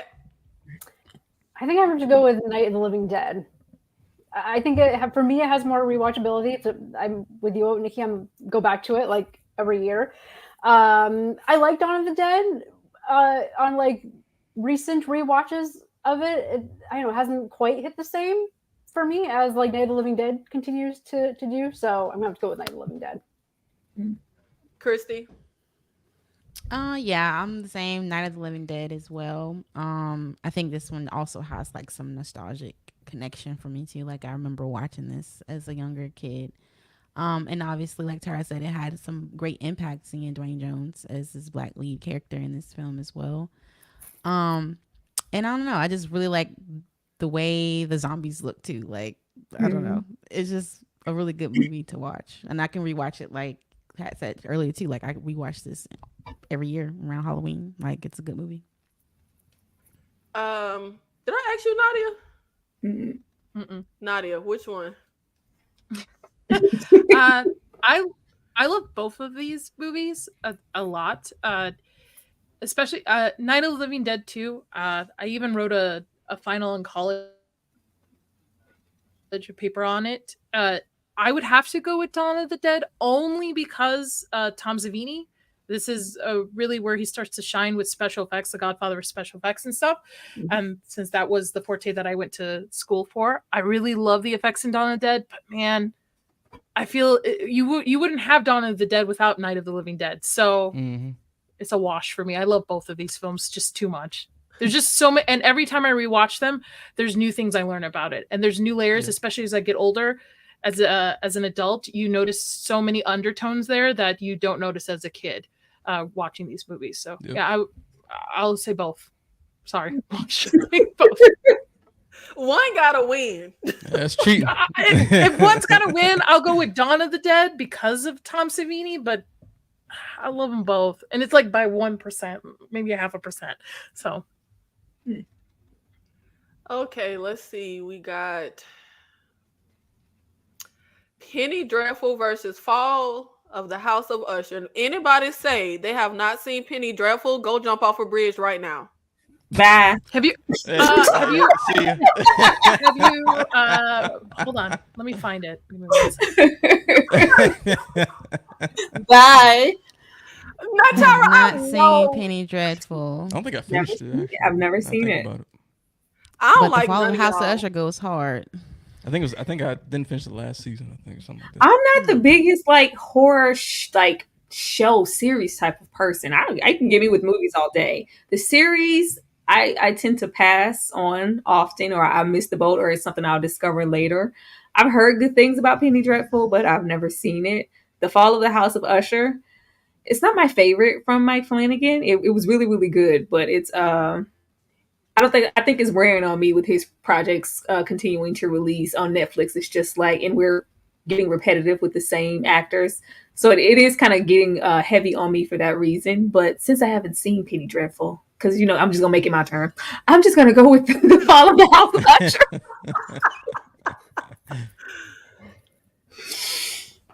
Thank you, Kay, for the super chat. Loving this panel. Guys, make sure y'all check out the Fifth Wall YouTube, they Horror and Hooch podcast.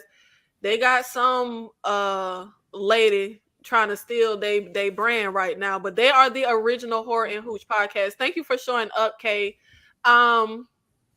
AJ, you the only person I care about on the panel because you're the only person who saw Penny Dreadful. Now look, I gotta be honest. I was watching seen it as it was Wait, airing. wait. week to I've week. seen Penny Dreadful. Nadia said Oh, you she seen did. it? Okay.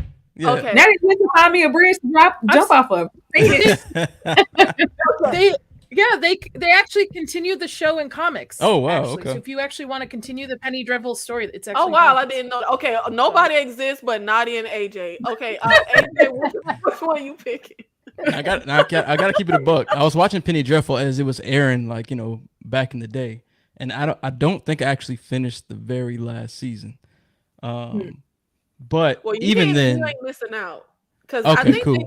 they got the show got cut and they gave us a rush ending that sucked. Okay. But now, man, Yeah. Penny Dreadful was a dope show, especially during the time that it came out on Showtime.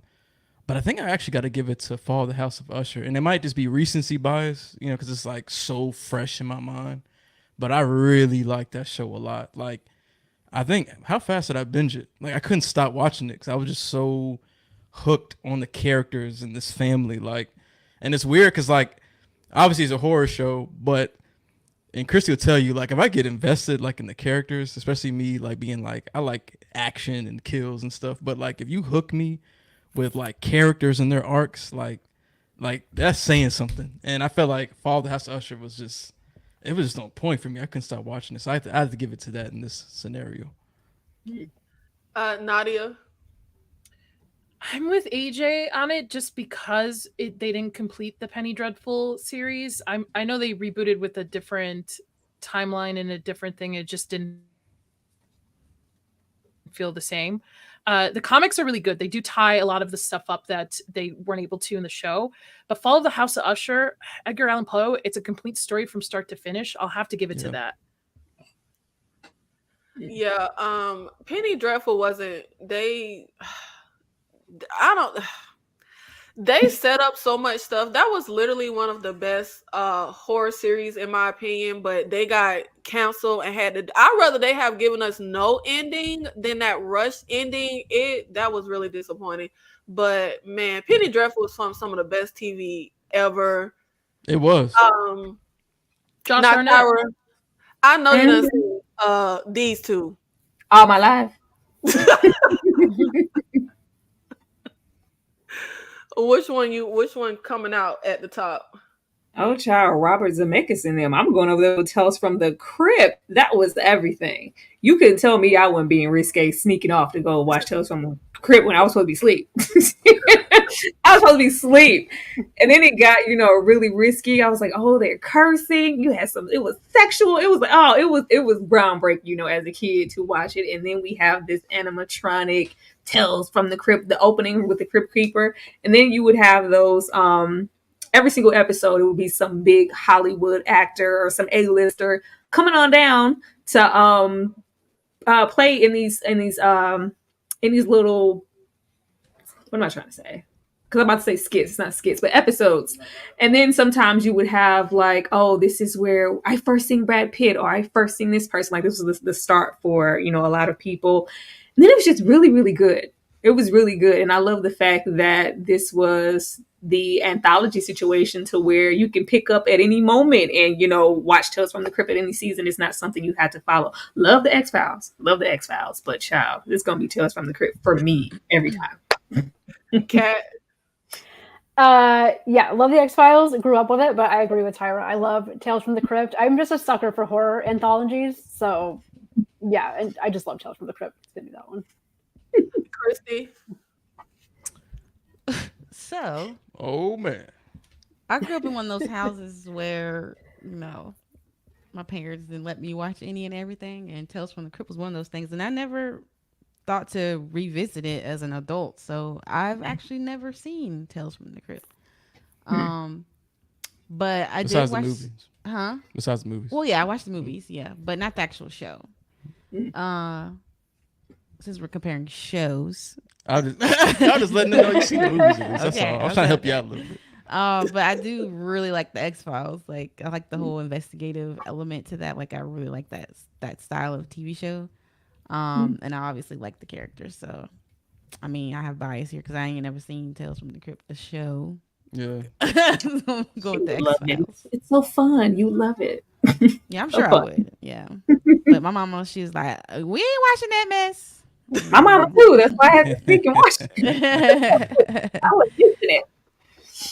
Nadia. I've never seen the X-Files.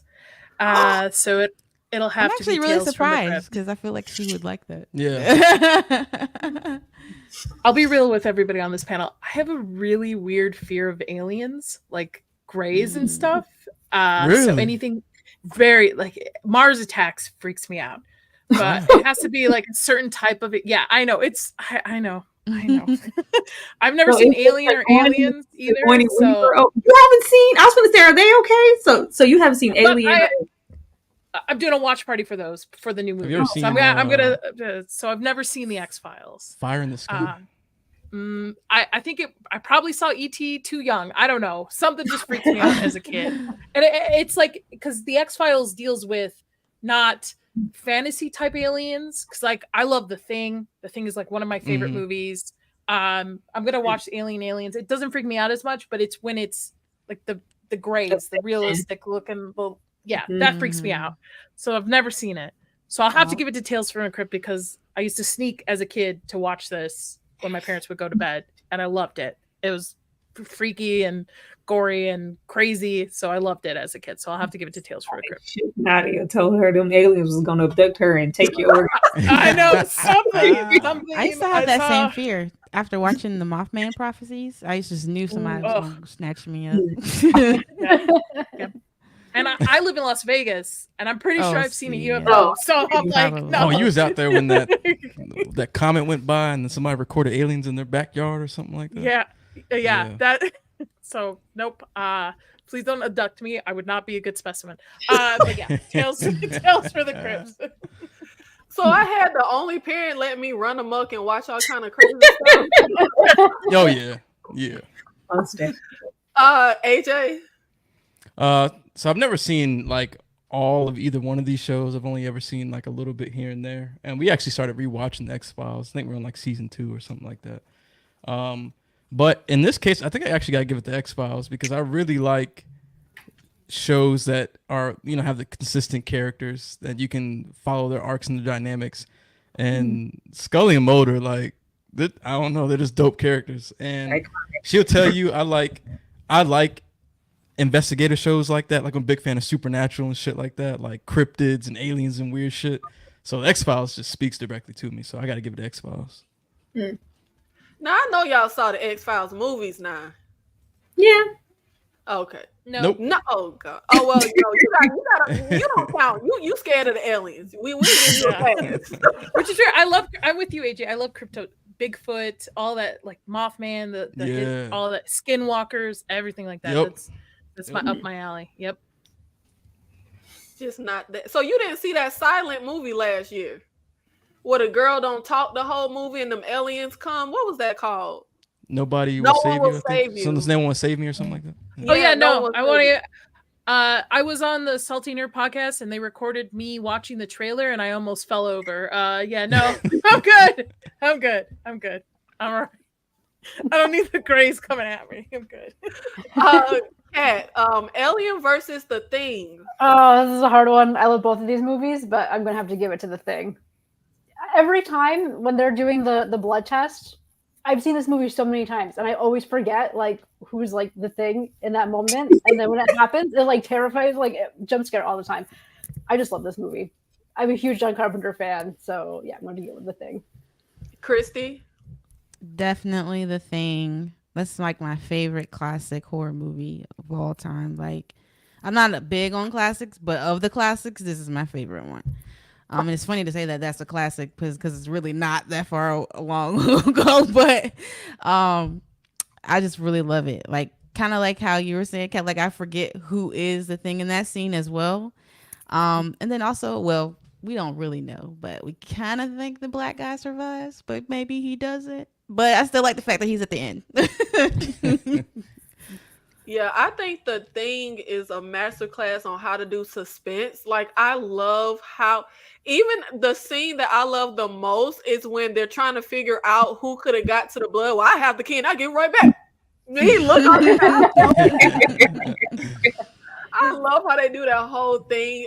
It's just, oh my God. I love The Thing.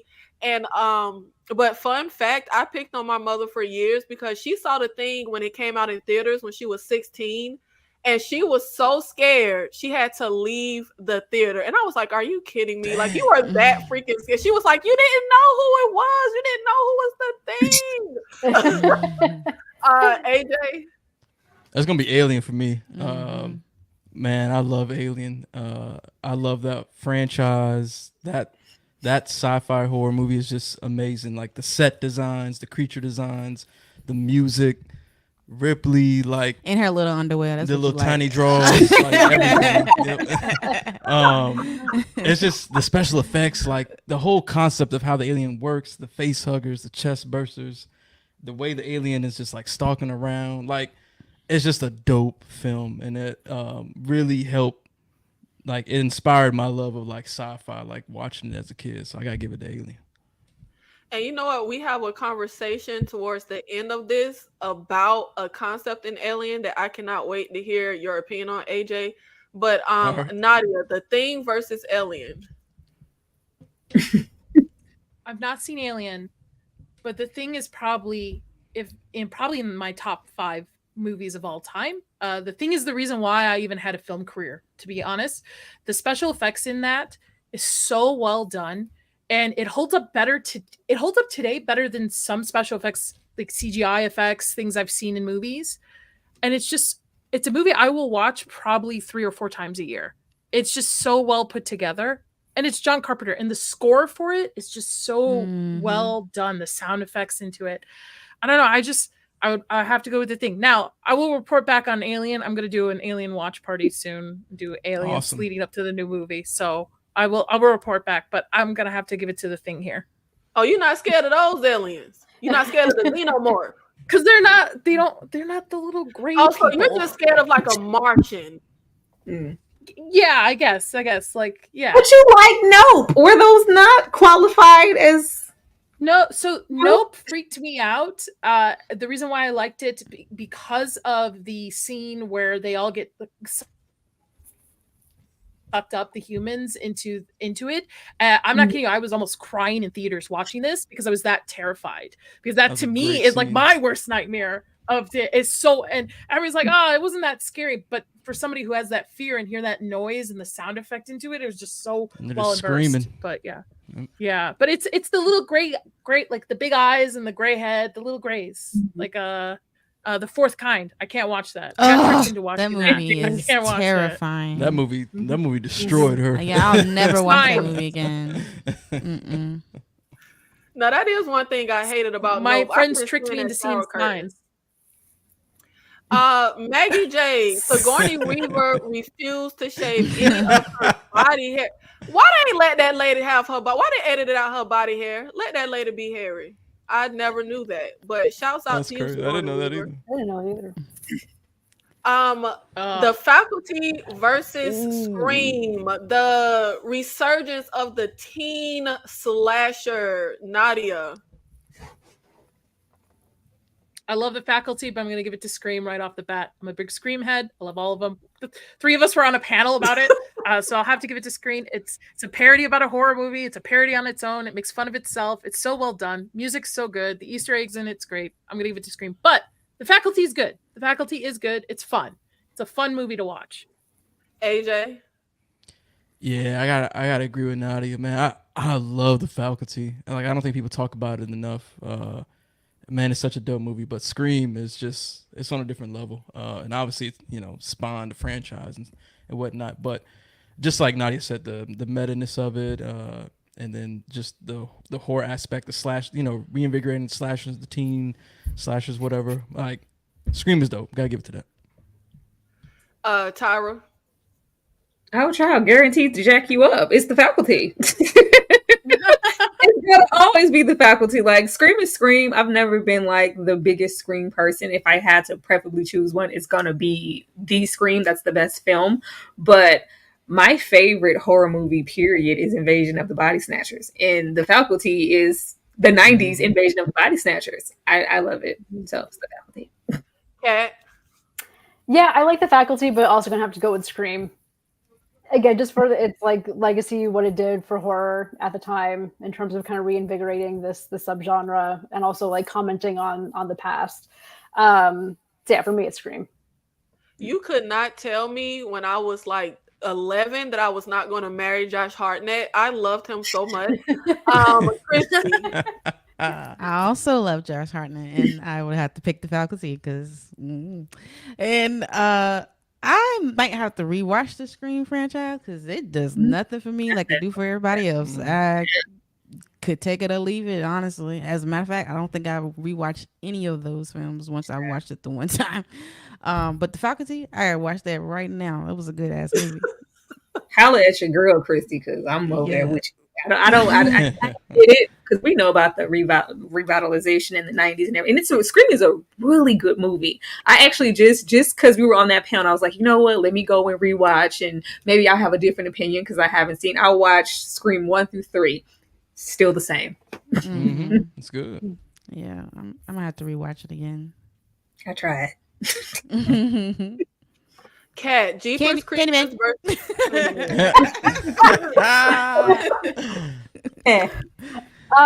Yeah, this is Candyman for me. I don't know. I can't with the Jeepers Creepers movie for several reasons, but a Candyman is a classic. I mean, yeah, it's just great for me. So, yeah, definitely Candyman. AJ. Yeah, if I like just for the moment take away, all of who's involved with Jeepers Creepers. I love the concept of the creeper. I thought it was really creepy, but I gotta give it to Candyman because I mean that's just so iconic. Like so many quotables, the vibe, the music, like scares the shit out of you. Like even now, like you know what I'm saying. Like now, the one of us probably going to can say Candyman 5 times. You know what I mean? So I gotta give it to Candyman. Nadia. I'm from Chicago. Got to give it to Candyman. Grew up with it, loved it. It creeps me out even to this day. Wasn't really a big fan of the remake that came out, but that's a different story. But Jeepers Creepers is fun. I feel it's a fun movie to put on when you have people over and you're just talking and you have something in the background. But Candyman to me is it's iconic.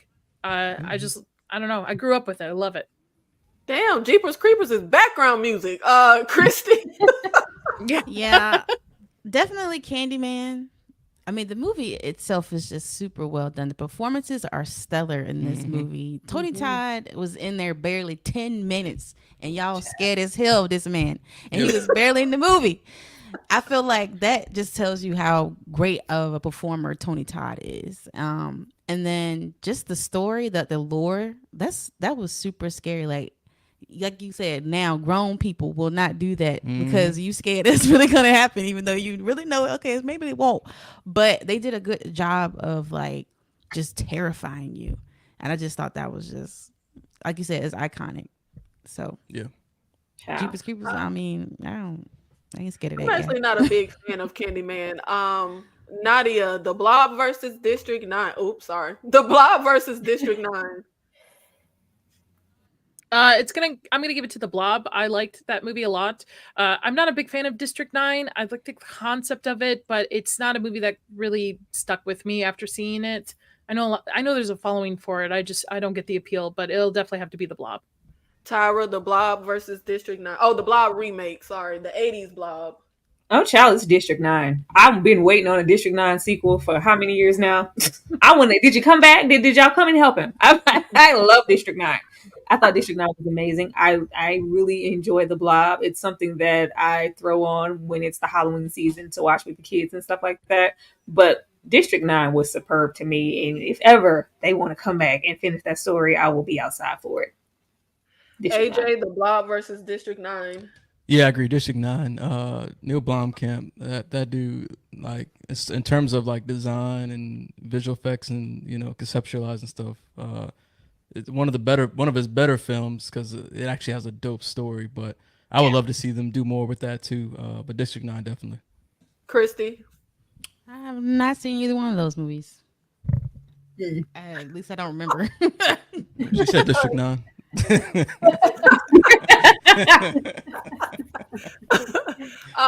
Nadia. Oh, I said The Blob. Oh, I already asked you. Yeah, look, y'all know. I did a lot of acid when I was younger, so my brain cells ain't really all. It's okay. Kat, The Skeleton Key versus The Witch. Oh, I guess The Witch. I haven't seen The Skeleton Key in like years, so I remember nothing about it. And I wrote part of my dissertation on The Witch, so it's like fresh in my mind. So I guess I'll go with The Witch, even though it's not like my favorite. I appreciate like the atmosphere and how historically accurate it was. So yeah, I'll go with that. I just saw The Witch for the first time like last week. And I will say, of all these damn movies that people be raving about, that I'd be like, what the hell? I actually really liked The Witch. I couldn't stand the way they was talking. I had to read them damn captions because I could not understand. But I actually really liked The Witch. I was very pleasantly surprised. AJ? Oh, The Witch. Easy. We got Ralph Ineson in there, Anya Taylor-Joy. I like the atmosphere, the mood of it. Love the way it's shot. Robert Eggers, man, I love that dude, man. I'm super hyped for Nosferatu, but The Witch is just something special. Then the quotables at the end, like "What's that? Like to live deliciously." Like shit was just dope. It was just creepy. It was like eerie. Got on your skin, man. Like honestly, I don't remember the Skeleton Key that good, but even then, I still gotta give it to The Witch. Man, the Skeleton Key is amazing. Y'all don't remember it? Tyra. I'm gonna go with the Skeleton Key. The Witch is cool. Sense. Oh, The Witch is cool. That's just not. I don't revisit The Witch. I watched The Skeleton Key on a good day. I thought the concept was cool. We've gotten a lot of hoodoo, voodoo, and brick dust type of movies. I thought it was nice and well done. I don't feel like it gets a lot of praise or discussion in the conversation. It's not perfect or anything, but I enjoy it for what it is. I enjoy it more multiple times than I would with The Witch. The Witch is a one-time watch for me. I get it. I enjoyed it. I don't ever have to see it again. Yeah, I agree with you because I just feel like movies like Hereditary, I didn't like it. Midsummer, didn't like it. But The Witch was one where I'm like, okay, like I like it, but yeah, I would never revisit it. I don't know why you don't like Hereditary. Hereditary is so I didn't dope. even finish it. I got to the one scene that I'm pretty sure has been spoiled for everybody when the girl head chops off, and then his dumb ass just go in the house and lay down, and I cut it off. You He was in missed the shock. best parts then. He was in shock. Everybody is there for Tony's performance. The mom, everybody's. Yeah. I mean, the film is good, but people are ranting and raving and praising it because of the mom's performance in it overall. I think you need to watch it all the way through and then come back and tell us about it. Nadia. I like The Witch. The Witch is one of my favorite movies in the past couple of years. I like the aesthetic of it. However, I like the Skeleton Key's execution of the story. I think it could have maybe because it's an older movie, it just doesn't hold up for me. But I do like the Skeleton Key's story and the execution. I just aesthetically, I like The Witch. I like most of his stuff in it. The Northman. I'm very excited for Nosferatu, so I'll have to give it to The Witch here, but it's just by like a small percent. No. I would love to see Skeleton Key maybe remade and expanded more a little bit. How do you I'm leave sorry. the Northman out of this? That's a different beast. That is perfection. We're gonna leave The Witch over there where it's at. The Northman. She said I perfection. hated The Northman. Oh my god. Oh Lord. Do you like anything good, Nikki? She doesn't. She doesn't. She doesn't. No firsthand. She don't. Christy, 30 Days of Night versus From Dusk Till Dawn.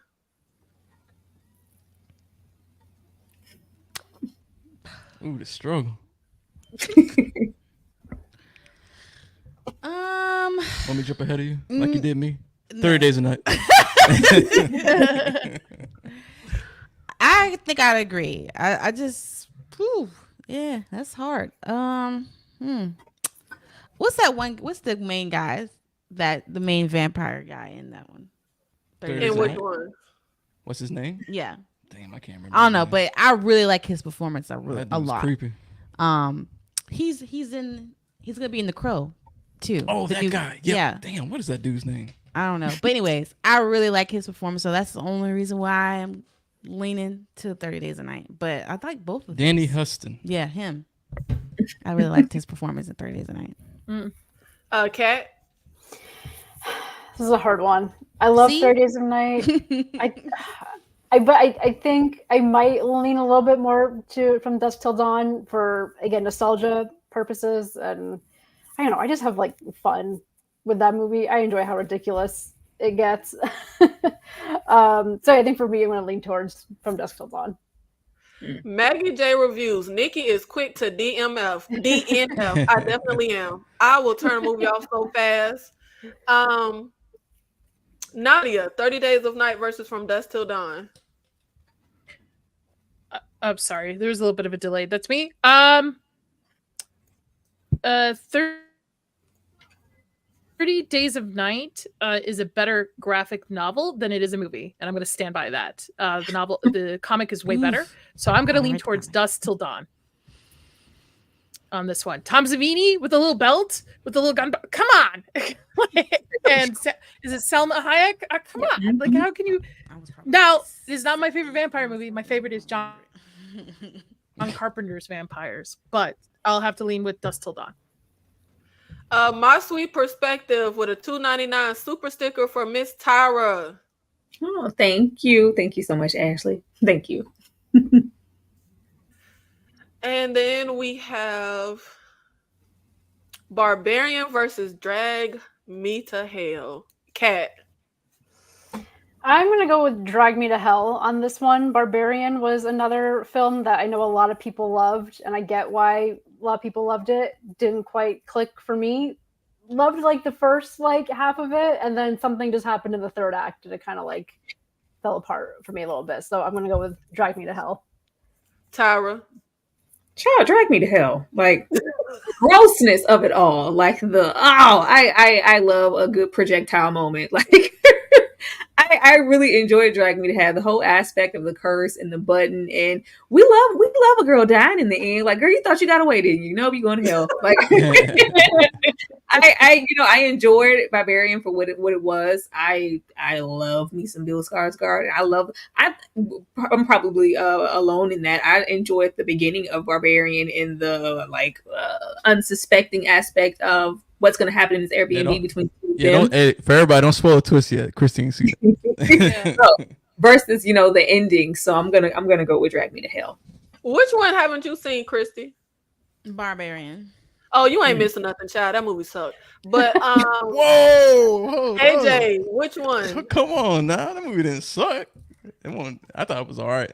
I had to pick Drag Me to Hell because Barbarian to me is good, but it's definitely one of those things where it doesn't pay off in the end like I was hoping it would, with the direction that it went.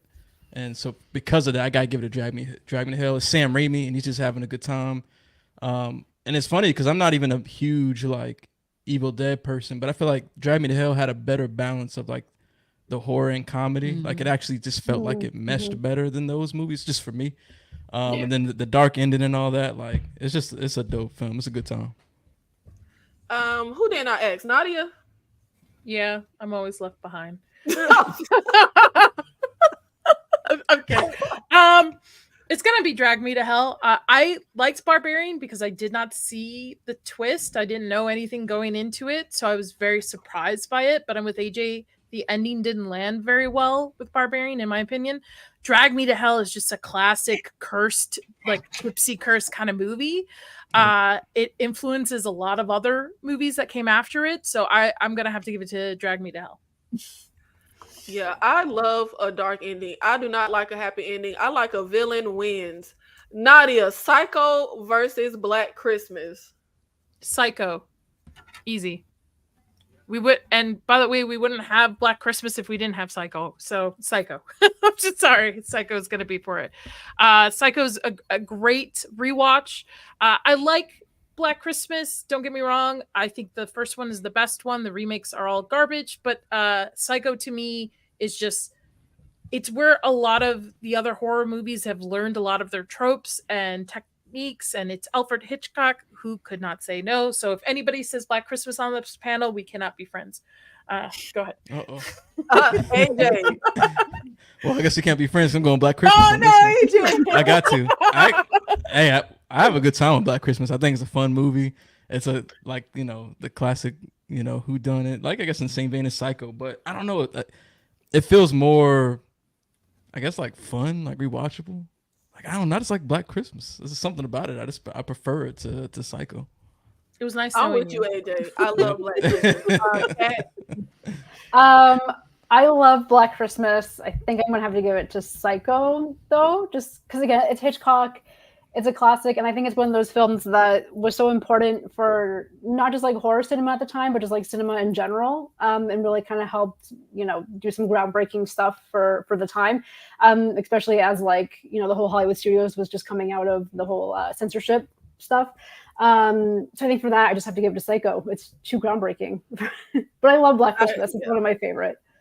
I get it, Kat. You don't think Psycho is better, but you want to be friends with Nadia. I understand.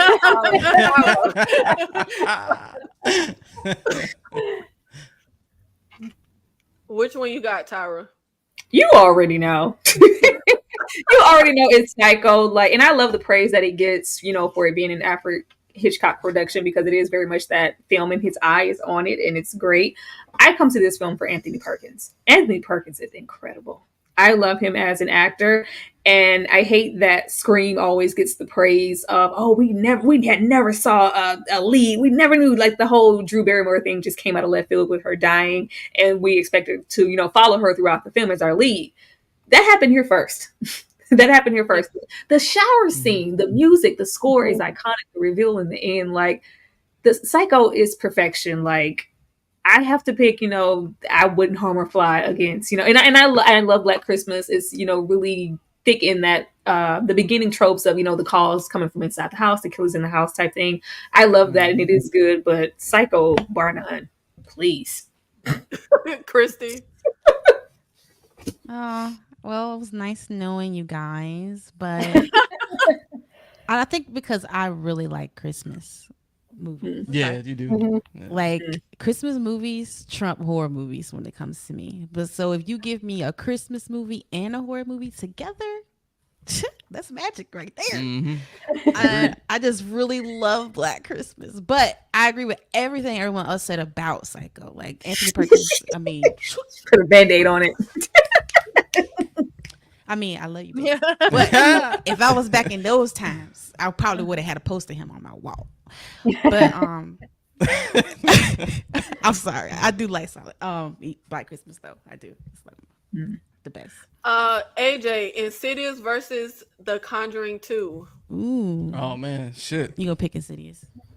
Well, yeah, you do know me, so you know me. Look, I love both of these films like a lot. Like Conjuring 2 is so dope. But Insidious, man, that movie was scary as hell. It's got one of the greatest jump scares ever in that movie. I love the concept.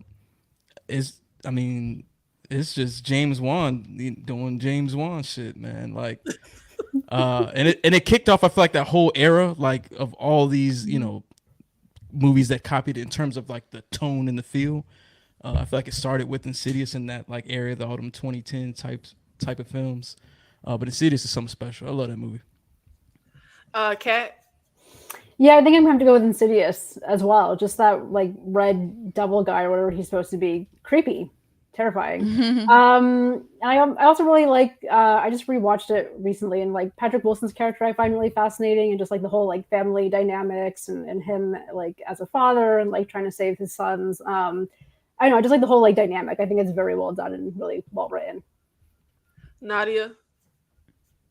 It's gonna have to be Insidious. I like the throwback to classics makeup effects instead of having it. I know there's a scene in there where you have a CGI version of the monster, but that jump scare to me is so well done because it's just makeup. It's just face paint that they utilize with the design and prosthetics underneath. It's just so well done. I like the story more. I'm not a big fan of The Conjuring 2. I think the first one is very good. I think it kind of goes downhill from there into the second and a third. I think there's a third one. There is. Whichever was the one, The Devil Made Me Do It. Is that The Conjuring or is that? That's Conjuring. Yeah. I also think with I think they're fun movies, but I don't think anything tropes the original Insidious to start that off. Christy. The Conjuring 2. It's got some good scenes in it. It's got some very heart-wrenching scenes in I'm it. one of the rare people in the world who really like possession, religious horror. Like y'all can never stop giving me any of those movies. I know, I'm sorry, but I do.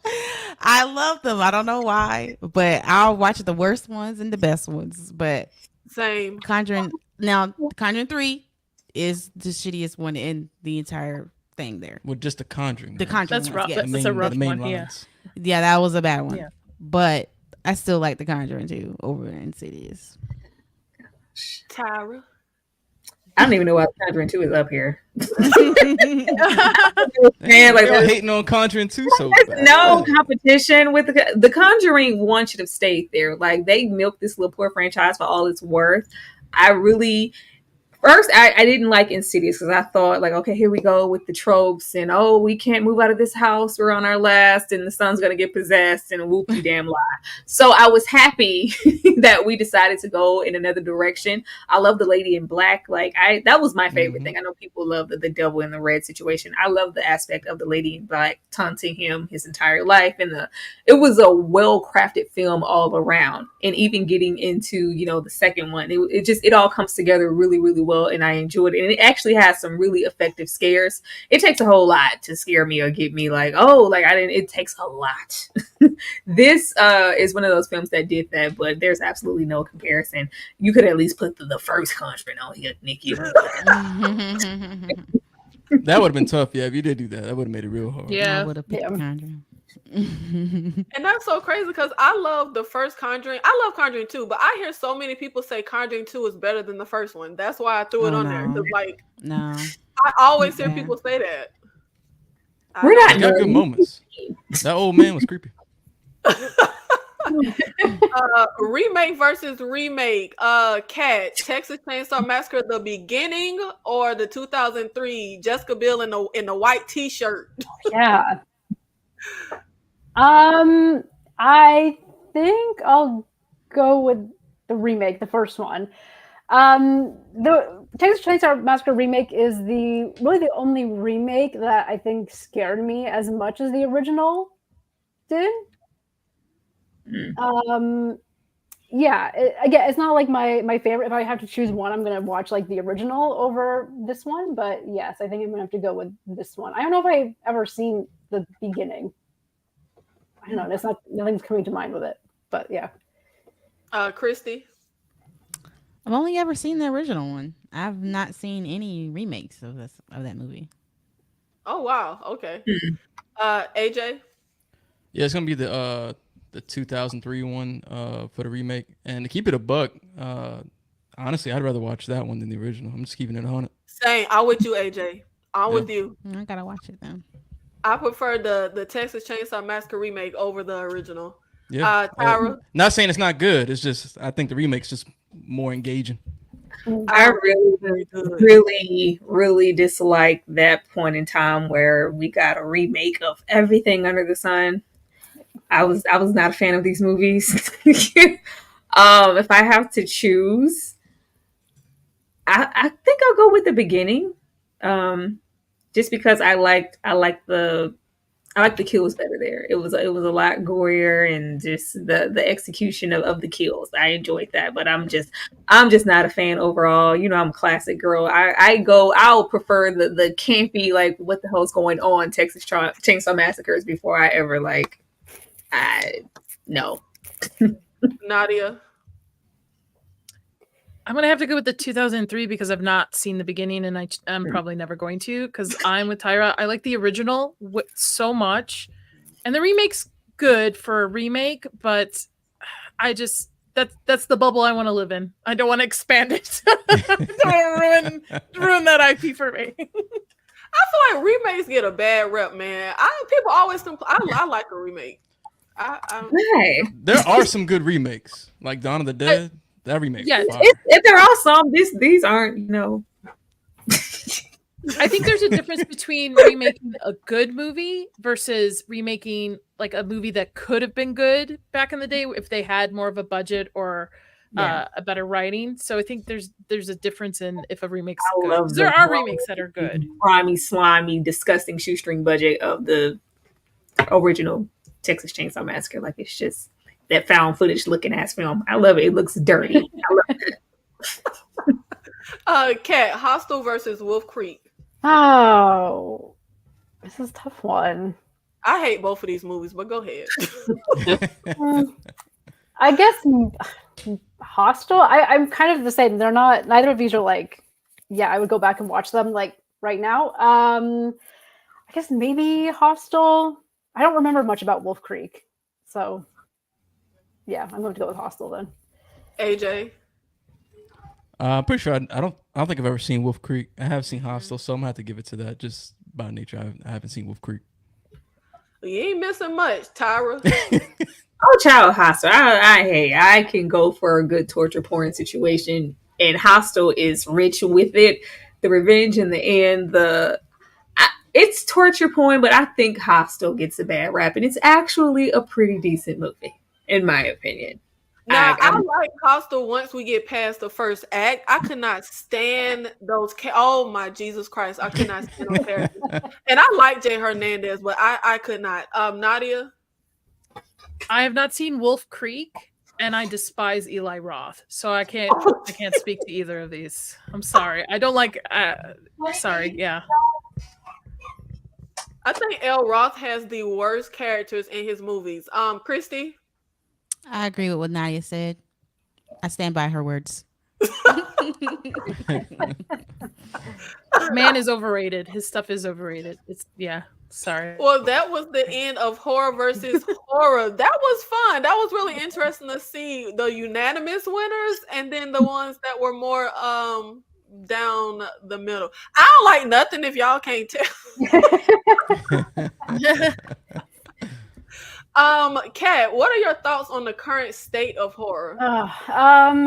I think horror's in a really interesting place right now. I think there's a lot of really great stuff that's come out like the past couple of years.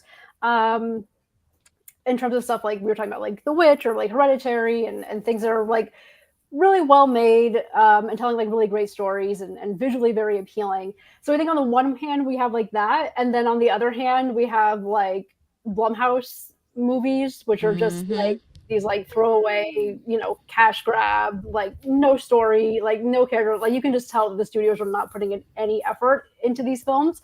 It's just kind of like get them out. And to be fair, like horror always has kind of had that in its history of like, okay, let's like, get a cash grab out here, jump on a popular franchise, remake as many like sequels as we can. So that's nothing like new, but yeah, I think that's kind of like what we're seeing in terms of like mainstream horror. Like we're getting some really good stuff, and then I think we're getting some really like bad stuff as well. AJ? Yeah, honestly, I feel like horror is in a really dope state right now. We're getting some decent mainstream ones, even from this year. Like we really like The First Omen. I thought the movie was amazing. And then we're also getting like dope indie films. Like we're seeing really small, and that's a beautiful thing about horror, right? Is you can make really good films almost with no budget. Like we really liked their found footage film this year called Frogman that was just super dope and surprised the hell out of me. So I feel like horror is in a really good spot. More horror is being created. I am concerned, kind of like what Kat said, like Blumhouse has even stated they're trying to increase the quantity of horror they're putting out. I know Sony's getting to the game of putting out more horror. So when studios say they're trying to increase quantity, that concerns me about quality overall. But I do think that even with that, we're still going to get some gems. So I think it's in a good state. Nadia? I agree with both of them. It almost feels like the cash grab ones are the straight to DVD VH1s that we used to have back in the early 90s. I really like the push for practical effects that I'm seeing in a lot of horror movies, that we're kind of scaling back the CGI usage and we're really getting back into using practical effects on sets. Like Smile was one that surprised me, especially that ending monster, when that's all practical effects that they built out. So I really like that. I think horror is in an experimental stage, but it's always in, especially with mainstream. And I'm hoping this might lead to being categories for Oscars and stuff. I'm really hoping that mainstream horror will lead that way. But yeah, Blumhouse is hit or miss with me. Like I saw Night Swim and I wish I had drowned myself watching that movie. It's just like, Facts. Facts. But it's fun movies, right? It's just like you can appreciate. Well, no, that one's not fun, but that's a bad example. But yeah, those are my thoughts on it. That was another one I didn't finish. Tyra? I don't know. I think the state of horror for me is like in a double-edged sword type of area, because I'm happy that it's finally out there and being recognized, and we don't have to, hopefully in the future, worry about something like, I don't know, Silence of the Lambs getting passed up by the Oscars because it's horror. Like it's finally being recognized for being incredible in some states of, film, but it's so much of it.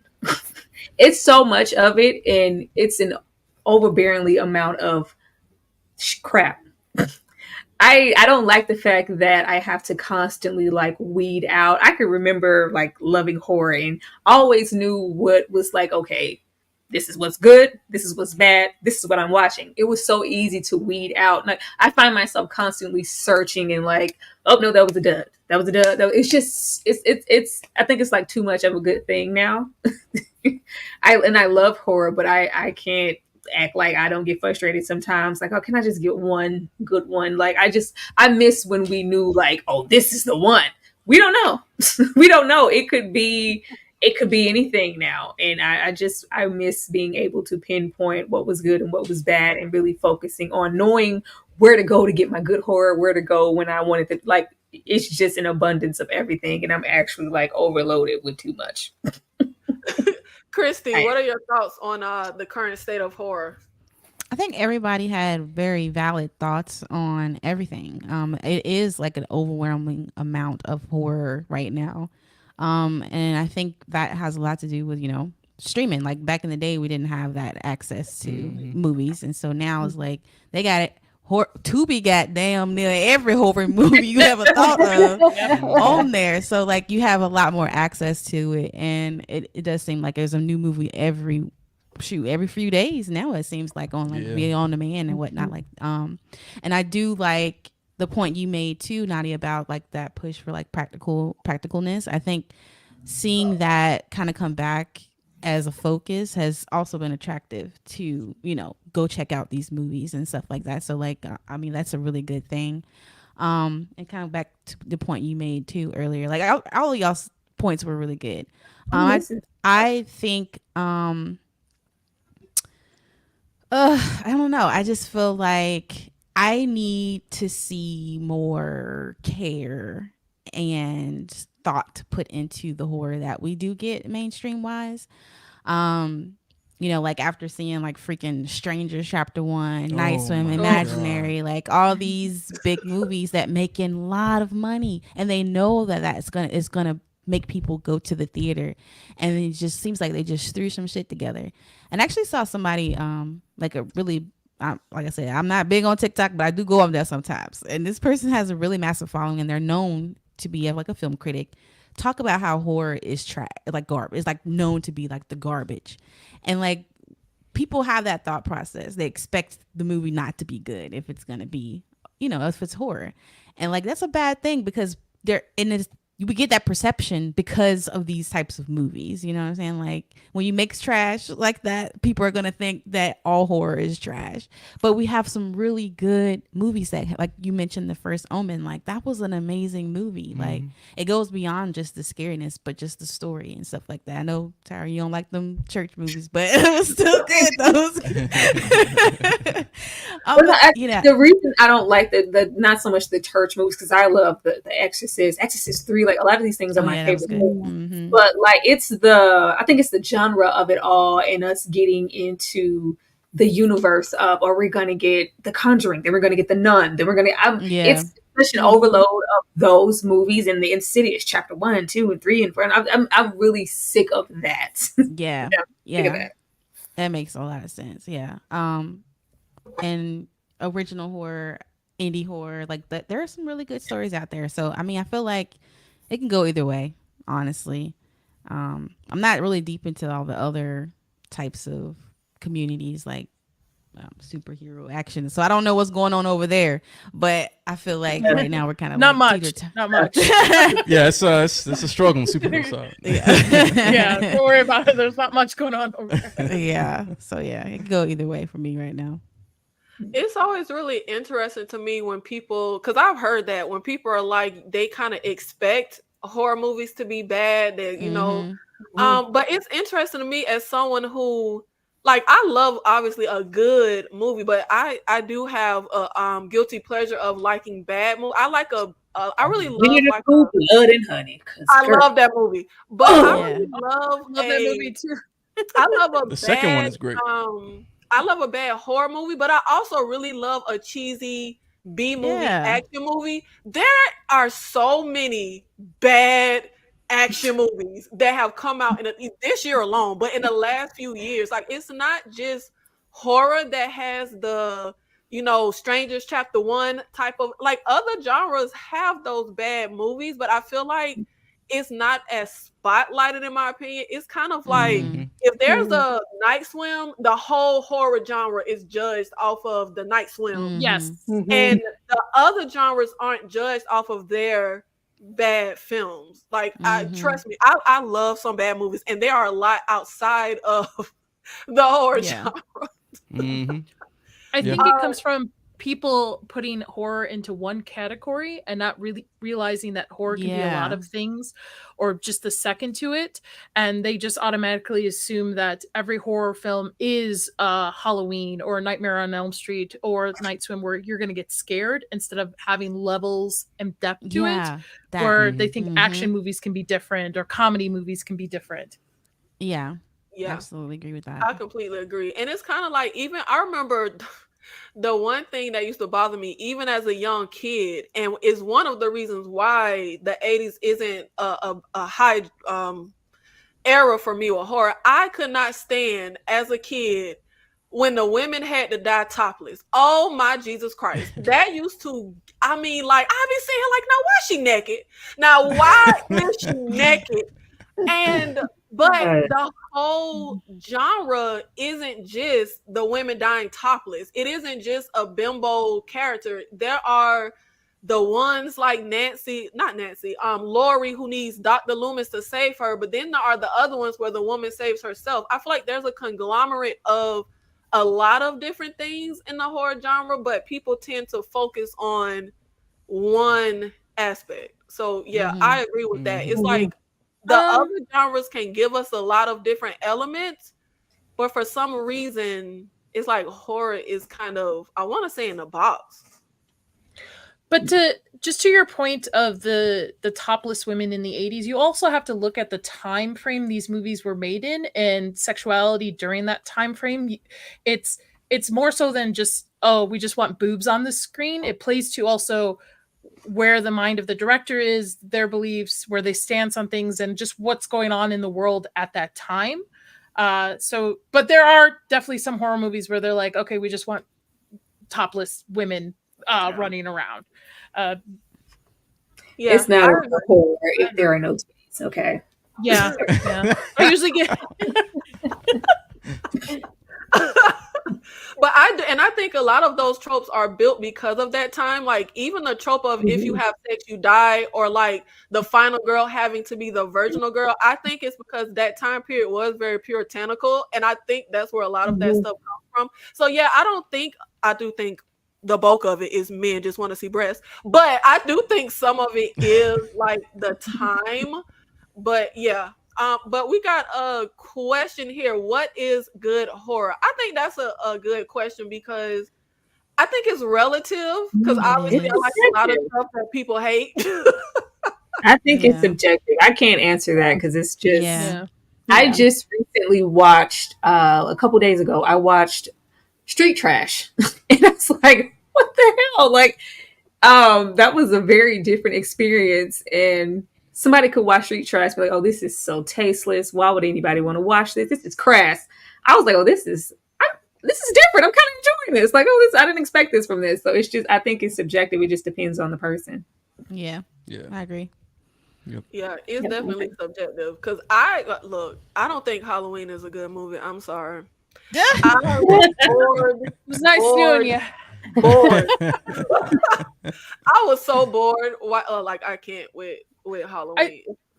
I think a lot of those movies, though, it goes back to the nostalgia for a lot of us that say these movies are good too. I mean, I think I also look at movies because of being in the film world and stuff on a different point of it. But I think a lot of them, like we said, they're nostalgia. So we love these movies because these movies terrified us as a kid. So of course, rewatching, we're like, oh, this is the part where, there's him in the corner and stuff. But I can understand if your first time watching as an adult, it might not be your cup of tea. Yeah, I think I first saw Halloween when I was like 9. No. Okay, never mind. Wait, maybe a little older. What year did H2O come out? Because the H2O was the first Halloween movie I saw. 2000. That's your problem. Yeah, H2O was the first. I saw that in, I think, somewhere between 9 and 12. Whenever H2O came out, I saw H2O. I loved it, and then I saw Halloween, and I was like, "This is boring. Where's LL Cool J?" I didn't really say that, but and now we are going to get into. You were saying something, Nadia? My thing is, I think what good horror is, it's a horror movie that leaves you thinking about it, even weeks, months later. Like to me, I just Mhm. recently saw Possession. I did a back-to-back with Possession and First Omen. And at Cool. first I was like, I don't think I like this movie. And now I think about it weeks later, I'm like, I really think I like this movie. No, I really like this movie. I would recommend it to people. So I think Sticks with it's you. those movies that stick with you that makes it a good horror. Mhm. Now, when you say stick with you, do you mean it sticks with you because it's scary, or it sticks with you because you just thinking about it a lot? Thinking about it a lot. I for that to me it's not scary, but it's I wouldn't even say it's a shock value. It just made you think of like, what is going on here? How does this play out? It's a psychological thing for me, especially with that movie. It's like, why do I like this? Because this movie should not be something I enjoy, but it creeped me out. It didn't scare me, but it creeped me out on it. So I think it just means just like when you watch a good horror movie, it's something that sticks with you. Whether it's scary, whether you're thinking about it weeks later, it's just something that sticks with you and you want to go see it again. That to me is what a good horror movie is. Yeah. And I would say, just to me, good horror, like any good movie, to me, is just entertaining. I personally have never found a horror movie to be scary ever in life, even as a little kid. But I'm very entertained by horror movies. So that's, if I'm entertained, it's a good horror movie to me. Like, even if it's a technically bad movie, it's good if I'm entertained. Like, that's really all I care. Yeah. Where you was, Nikki, because Candyman told me don't enter the medicine cabinet, and I wasn't going in it. I wouldn't open the damn medicine cabinet for nobody. You know what? It's so crazy. When I was a kid, I was literally like, it sounds so ridiculous, but my child mind, I had a goal. I wanted to finally find a horror movie that scared me. And every time a new horror would come out, I would get so excited. Like, is this the one? Am I going to be scared? Yeah, I think I gave up on that goal at like 17. But like, I don't know. Like, when I hear people talk about watching horror and having nightmares and having to have the lights on, I never experienced that. I've never had nightmares. I never had to sleep with the lights on. And I'm jealous. I'm really jealous. Like, I've never been scared. Now, I'm scared in real life. I do not do haunted houses. Like, don't play with me. But a movie? No. And you don't have to do the refresher when you watch a movie that's that intense. You got to then watch something happy, or it's like Seinfeld is my go-to. If I watch a movie that I know is going to give me nightmares, I'll watch a couple episodes of Seinfeld before I go to bed, just to kind of clear my mind. Nikki says she just built different. Yeah. It's just like, because we need a palate cleanser on this end. Yeah. I don't know. I know someone personally, if they cannot watch a horror movie and go to sleep. Like, they cannot. They have to, kind of like you just said. I can watch horror, but I listen to true crime while I sleep. Like, I can just go to sleep and I will sleep peacefully. I don't know what it is. And I used to think it's because like my mother is into horror, and I literally saw horror at like 3 years old. Like, I mean, not like how a little kid is fooling around. Like, I was sitting down 3 years old, engaged. I watched The Evil Dead and The Blob and stuff as like 3 years old for my first horror movies. And I've never been scared. And I used to think it was because I had an understanding that it wasn't real. But I don't think that's it. A lot of people know a movie isn't real, but it can still get under your skin and it can still disturb you. So I don't know maybe I'm the spawn of Satan. I don't know. Like, that's why I think I like religious horror, because demons, ghosts, that gets me. I can't. Yeah. Especially since I've had my own experience with that kind of stuff. Nope. I need a palate cleanse right away before I go to bed. Only movie ever did anything for me was Candyman, and that's because that's the one movie my mom rented, and I was like 5 or 6, and she cut it off midway, and I was terrified. I was like, "Oh my god, what's going on?" I just didn't know what to think, or just the whole spec. Like, those are things that stick with me because that scared me. That was the one thing that scared me as a child, and I was like, okay, so no medicine cabinets, no mirrors, and no parking garages. I'm safe as long as I stay away from them. No projects. I can't go to the hood because he's there too. So. That was like Pennywise for me. My sisters and I, we saw the It miniseries way too young, and we couldn't shower. Like, we had to have somebody in the bathroom with us, and we're always looking at like stuff like it was just sensitive. I'm just sensitive to it. Maybe that's why I enjoy it so much. Yeah, he was creepy too. You know what? I used to say I only want to have kids so I could have clowns at their birthday party. I love clowns. I love clowns. um, but we're going to get into our next segment, race and horror. And it's actually was the I can't remember what the conversation was, but this is what made me even want to I'm like, I want to do a horror panel. I need to get people together and talk about, because I feel like I see certain stuff and feel a certain way when I watch things, and I kind of be like, do anybody else see this? Do y'all see what's happening? Like, is anybody? And even in the sense of when I was looking for who I wanted to like who can I ask? Who would I even want? I specifically said I want a diverse panel. Like, I want different types of people, different backgrounds. And when I see other people do stuff, I'm like, is anyone even cognizant of thinking like we should have a diverse panel? Like, we should get certain people on the panel. And it's interesting to me that it's not even a thought in people's minds, which is fine. But it was just really interesting to me. Like, people don't just automatically think, well, hey, let me get another perspective. But I think race and horror is also very very interesting history when we talk about race and horror in general. The Front Room. I have not seen a preview for The Front Room. Anybody familiar with my channel know I haven't watched trailers in years. I was having a conversation with Tyra, and I said, I bet it's gonna be racism. I bet it's gonna be so. And literally, I hit the nail on the head without even seeing the trailer. Like, didn't even see. Like, how did I call that? How did I call that? And the one thing that annoys me is it seems like Hollywood's version of diversity in the horror genre is every time it's a black horror movie, there's black trauma, racism, slavery, whether it's man, so many. The one with Regina King, where she at that damn fucking college with them kids that I would have threw out the window, or I think it was Antebellum. Even Get Out. I love Get Out, but that's even a racial angle. And I'm like, I do think there is space in horror for that, but why is that all we get? Why is it always some type of, like, I would have loved for The Front Room to have a more Rosemary Baby angle. Me and Tyra was talking about that.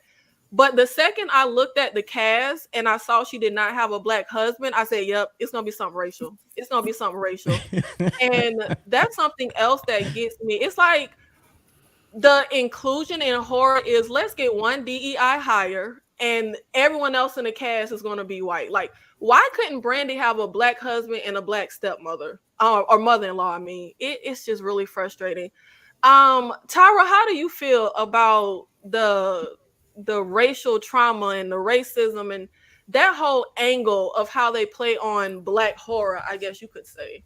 Girl, why you come to me first? Why you come to me first, Nikki? Like, I have a serious disdain for it. Like, it's devastating every single time I see it. As somebody who loves horror, like, and I grew up loving horror. You know, you don't have any bias when you're watching stuff as a child or even as a teenager. You're just kind of watching it and you're enjoying it for what it is. And then you have revelations as you get older, like, okay, I'm not seeing myself. And then you go, okay, when I am seeing myself, this is what I look like.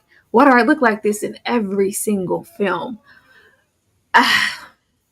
It's really disheartening that even at this point, as evolved and elevated as horror is, we can still somehow manage to be the whip smart best friend. We can be sacrificial, or we can just simply die first. And it just seems like that's all we can get. You go get that and it's nothing. And then it's just like, now that we're trying to step beyond that and put us in these lead roles, like a Brandy or like Daniel with Get Out or Lupita or whatever, we have to attach race to it. And it's like, well, damn, you know, I'm black. I'm blackity black, blackity black, because I'm black because I'm back. But that's not my whole story. With the way our reality is, horror is one of the genres I go to for escapism. It's, you know, it's fantasy. So it's like, I don't want things that we deal with in real time projected to me constantly through film. Like, I don't want to see that. It gets on my damn nerves. It gets on my nerves. And when I see this, I'm like, oh my goodness, it's Brandy. It's a horror. Love Brandy. Haven't seen a girl in the horror since, still know what she did last summer. And then it's just like, oh, it's this. It's a Confederate. It's a, I don't want to spoil the trailer. You know what it is. And it's just like, why do we have to have that? Why do we have to attach that to us?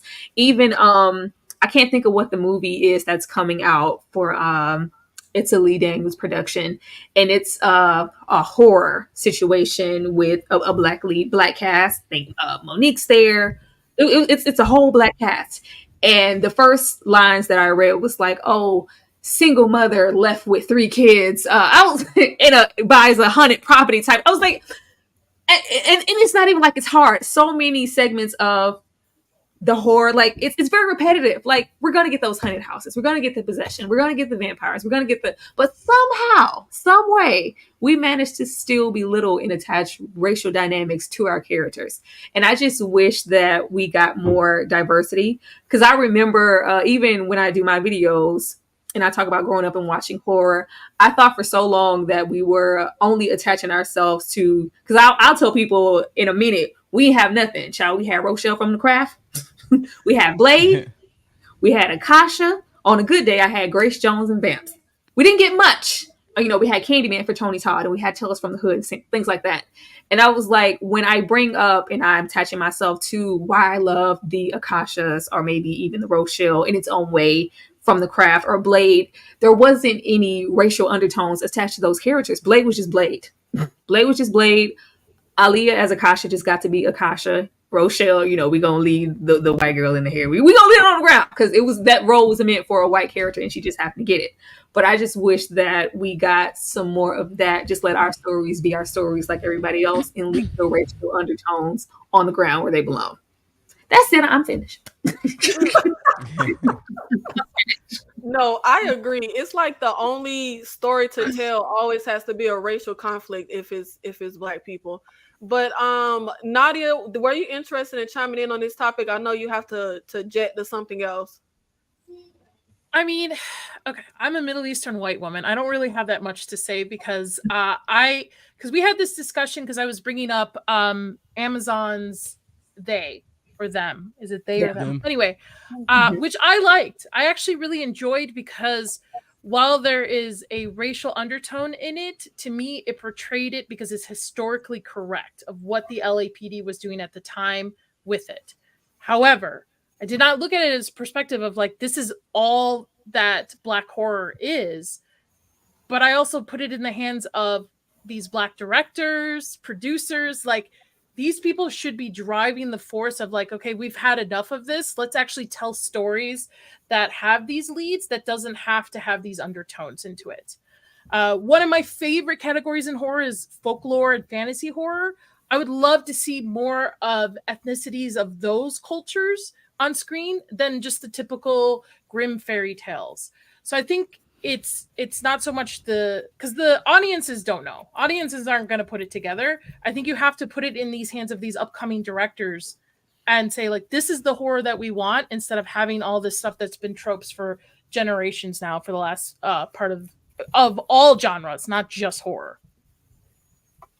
And I would like to see more Middle Eastern horror. Just FYI, I'm Middle Eastern. I don't get representation at all, except for bad guys in action movies. So, and that's what's interesting about race and horror is the fact that I can't remember what it was, but it was a horror movie that came out like last year that I don't know. I think she was Middle Eastern, where she's like in high school and she had a Black teacher that was trying to help her. And her family was really religious, and whenever someone it lives inside, yeah. Yes, thank you. It lives inside. And I remember seeing people from that culture criticizing the movie, and I'm like, and even when you talk about the Native American burial ground trope, I'm like, why it always got to be some curse? But it's like I kind of feel like horror, well, genres in general, but horror kind of caters to a white audience, so it represents other ethnicities in the way white audiences see those ethnicities. So when you think of Native American, I guess they're just always thinking, oh, a cursed burial ground. Or if you're thinking of Black people in horror, you're thinking of, oh, well, they had real life horrific stuff with slavery and then racism. So it is a lot of representation that is lacking in horror that's not just Black representation. I can't think of ever seeing a Asian horror villain as much as I can't really think of seeing a Black horror villain. But AJ, what do you think about the whole films? What you say? No, I said, oh, child, I got to sing you some foreign films. I got some. No, that's different. I love me some Korean horror, but I mean, like, that is produced Western. in America. Yeah, Western horror. Because of course you have other cultures that come out with their stuff. But I mean American produced. Yeah. I mean there. AJ. Yeah, I agree with it. With pretty much what everyone said. I do feel like there's space to have those stories be told. Like it's not like I'm saying I'd want to see them go away. I think there is that space, but I do want to see just like, and this can go for any ethnicity group, but just because I'm Black, I'm speaking for Black people. Like I like to see us just in normal situations and just like a regular horror movie, and then not play into the typical tropes that they usually do. Like you mentioned that one movie that was coming out where it's like a single mom. Well, that like, one's based on a true story. Oh, it was? Yeah. Oh, okay. So it's a little bit different. Oh, it's different. Okay. But so I would love to see a horror movie where it's like it's a full Black family, and and it's showing a Black family in a good light. You know what I'm saying? Like give us like normalcy within the space, as well as having what I would call the more traumatic things, racism, slavery, etc. I think they can both exist in the space. We just need a better balance. Yeah. I think that's the aspect that a lot of us liked about Us. Like, even though Us wasn't my favorite, I was like, oh, everybody's Black. Everybody's black in Us. Like, oh, we chocolate Black. I loved Us for that aspect. I haven't seen an all Black family in a minute. Right. Because, we have a Black dad, and then the wife's biracial, and the children. There's, those dynamics, those 1, 2, 3 punches that they hit us with. I love that aspect of Us. Yeah, Yep. I agree. I want the full Black family, not the Black husband and the white wife or biracial wife or the mix up. Yeah. And in like you said, even like in Insidious family, they were just a family, and then a horror, synopsis happened for that family, as opposed to We in the Projects, or it's a new horror coming out with, oh God, Jesus. The Black guy like grew up in the projects, and his traumatic past, he starts killing people. And I'm just like, really? He can't just be just a person. He gotta be in this scenario. But Kat, what do you think about this? Yeah, it's interesting. I teach a pop culture class to undergraduates. And in that class, we discuss things like race and gender and current representations. And this is something that I hear my students bring up a lot, not just within the horror genre, but just kind of mainstream Hollywood cinema or television in general, that when you're having stories that want to say like, oh, we're telling a diverse story, or it's like inclusive, right? It does still lean a lot of times into like these stereotypes or these kind of trauma stories. And well, yes, I agree with everyone that there's space to tell those stories, and we should be telling those stories. We also need representation beyond that, right? And I think it speaks to just like the current state of cinema, right? And just media in general. Like, on the one hand, it's great that we're seeing more diverse directors, writers, producers like coming in. But I think there's still something within Hollywood, especially when we're thinking on like the top people, like the executive producers, the people that are distributing these stories, right? The people that are choosing like which stories get told and how those stories get put out to a broad audience. I think there still needs to be deeper conversations as to like who those people are, right? And kind of like what stories are they allowing to be told, right? Because again, we're getting a certain like story and it's great, but what else, right? And I think, unfortunately, just like Hollywood being Hollywood, I think in Western media in general, I think, we still see a lack of diversity in terms of like those like top people that are making a lot of like these decisions. So yeah, I would just love to see kind of more conversations around that, or other conversations around like, I guess, distribution, or just like how like other like up and coming creators can like get their work out there that's kind of beyond this That's the system. key right there. Yep. Yeah. Yeah, because I think it's not just like you said, it's more so the top of the total pole because them has black writers. I didn't even know the guy from Power, Raising Kanan, is a writer. He's one of the writers on them, but it's not just hiring a black writer or black director. It's what the studio wants from you. Like they want a certain story. There was even can't think of the name, but it was a love story that just came out, I think with Anne Hathaway, from a black writer, and it was a book. And the lead characters in the love story were black, but Amazon had them change it to white characters. So it's not just who's writing it, it's what the people at the top are demanding from the people, under them. The demand for whatever they're getting. That brings me a good example, because I know you don't like this show, but I do. I love From. I think it's a great horror, sci-fi, whatever. And it's a black lead in it, but it has nothing to do with racism, trauma, or anything. It's just a great performance by him. I forgot what his name is, and just a character written into it, and just so happens just to be black, and he's a lead in it. And I think that, like you're saying, there needs to be a balance of it where that's not the main focus. Just cast these people based off their talent. They're a talented actor, just cast them in it. It doesn't rather if they're white or black. Yeah, because no, she said because I said I'm not watching season 3 if they don't give us some damn answers. But that's a slow show right there. I love that slow show. The show everybody should be talking about, but nobody talks about. Yeah, but I'll be talking about it. But yeah, and that's one thing. Like yes, and the thing that gets me, that irks me, is anybody who was around when The Walking Dead started and we had the character T-Dog. Like, you gotta give us the black character who named T-Dog and everybody else named Glenn, and they got regular T-Dog. And then Merle was racist, and I'm like, why do you even have to add the racial element? Why? And even M. Night Shyamalan movie Old, where Sedan. Why do we have to have a racial conflict with this character, especially a movie that's in modern times? Like, we don't even have to give that I don't know. It frustrates me.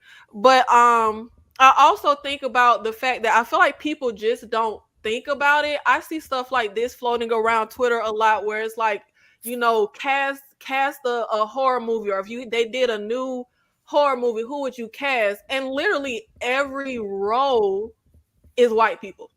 And I'm like, and I'm sitting here like, is anyone even and I feel like it's not even a situation of we only want white people. I think it's a situation of they're not even cognizant of the fact that there's no representation outside of, y'all know I can't stand Anya Taylor-Joy.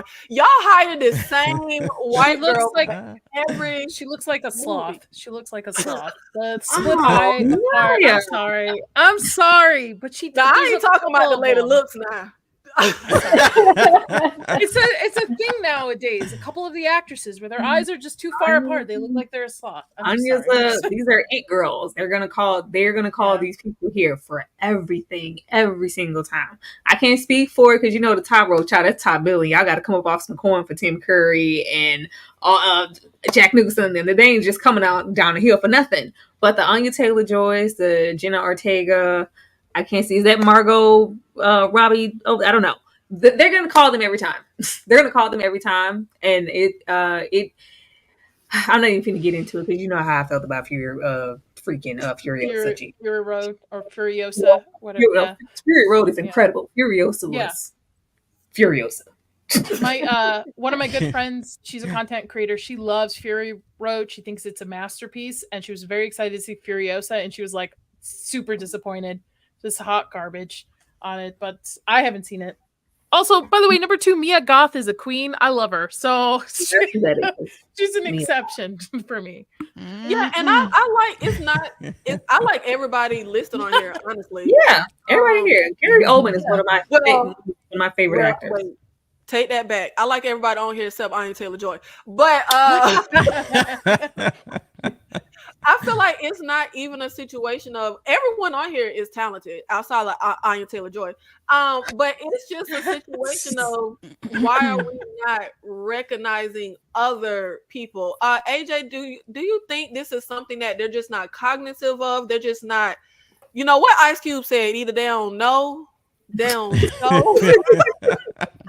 Don't care about what's going on in the hood. They don't. Yeah, I really do think that you might be onto something with it, with them just not knowing and not really like thinking about it. You know what I'm saying? I don't think whoever made this list, right? I don't think they were like intentionally like leave off, you know, black people, Asian people. You know what I'm saying? Like I don't think that was like the intent. I think they just really weren't being aware of like the wide array of dope actors and actresses that are in Hollywood.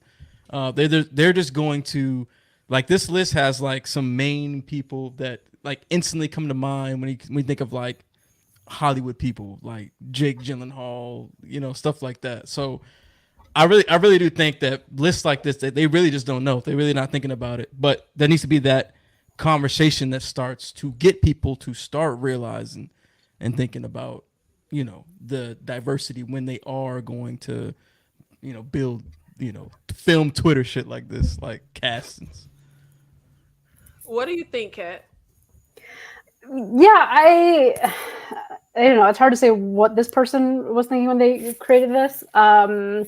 What's interesting, what's standing out to me about this is it kind of goes back to what we were just talking about before, how it's like these roles that they're assigning, like villain, killer, final girl, supporting character, like these to me read as like slasher characters, right? Mm-hmm. Which we often, when we're thinking about horror, we tend to generalize it within like the slasher subgenre, as we were just kind of talking about, which I think that's because of its repetitiveness that we see a lot. And yeah, slasher films, like historically, mostly like white people, right?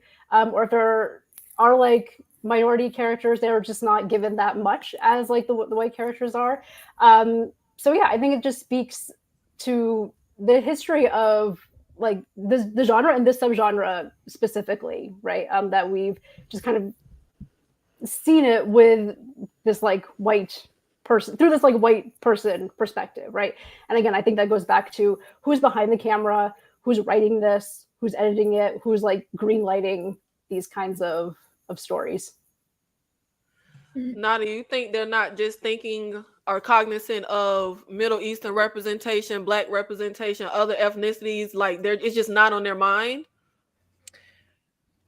I mean, looking at this, everybody in this, I'm just the top row are all iconic horror villains. Like we've got Tim Curry, It, also Legend, if you count that side. Jack Nicholson, The Shining, Willem Dafoe, Antichrist, other, and then can't remember his name. All the way to the end. Thank you, Dracula. Thank you. Dracula. So like for me, the top row is just, okay, we're just going to take iconic characters and who the actors who played it. I don't think it's necessarily just focusing on that these are all white dudes. But I can't justify row 2 or 3 because they're not iconic final girls. They're not who you think of from the iconic, like, they all have recent movies. Big movies. I think that's what that is. Yeah. Like Mia Goth, I guess, is like the new Scream queen. Jenna Ortega, she was in Scream. Bottom row, I can understand Skarsgård and maybe even Jake Gyllenhaal, but G and H. Evan Peterson is from a anthology series, TV show, American Horror Story. Why is he on this list? And G, I forgot his name, but he's in yeah, no, he is. But I'm saying if we're looking at movies, like movie stars, he's never had like a big, huge movie role. It's always been Netflix or American Horror Story. And then G, he's from Stranger Things. Again, another character who I can't think of. He's been a leading man or in a big horror movie. So I think it's just they are just filling in spaces of just who the it persons are now. Yep. Yeah. I see that. Now, one thing that I think about a lot is the fact that I don't watch anything with SA. Can't stand it. Will not watch it. It could be a part of the plot. They can insinuate it, but if there's like a graphic scene, I don't watch it. But one thing I think about is I was watching a horror movie recently. It was a terrible movie, Jesus Christ. But it was this group of students, they go into the woods, they get attacked by cannibals, and of course the female students get sexually assaulted, because why not just throw that in there? But I always am like, well, we have, I Spit on Your Grave and Last House on the Left. Why do we constantly play on sexual assault against women? I'm like, why? How come we never, go for men's sexual fears? Why are we never throwing in that? And it makes me think of Alien and the origins of Alien. The whole idea was that they wanted to do something that was different at the time. Even with Sigourney Weaver's character was initially a man, which I didn't even know.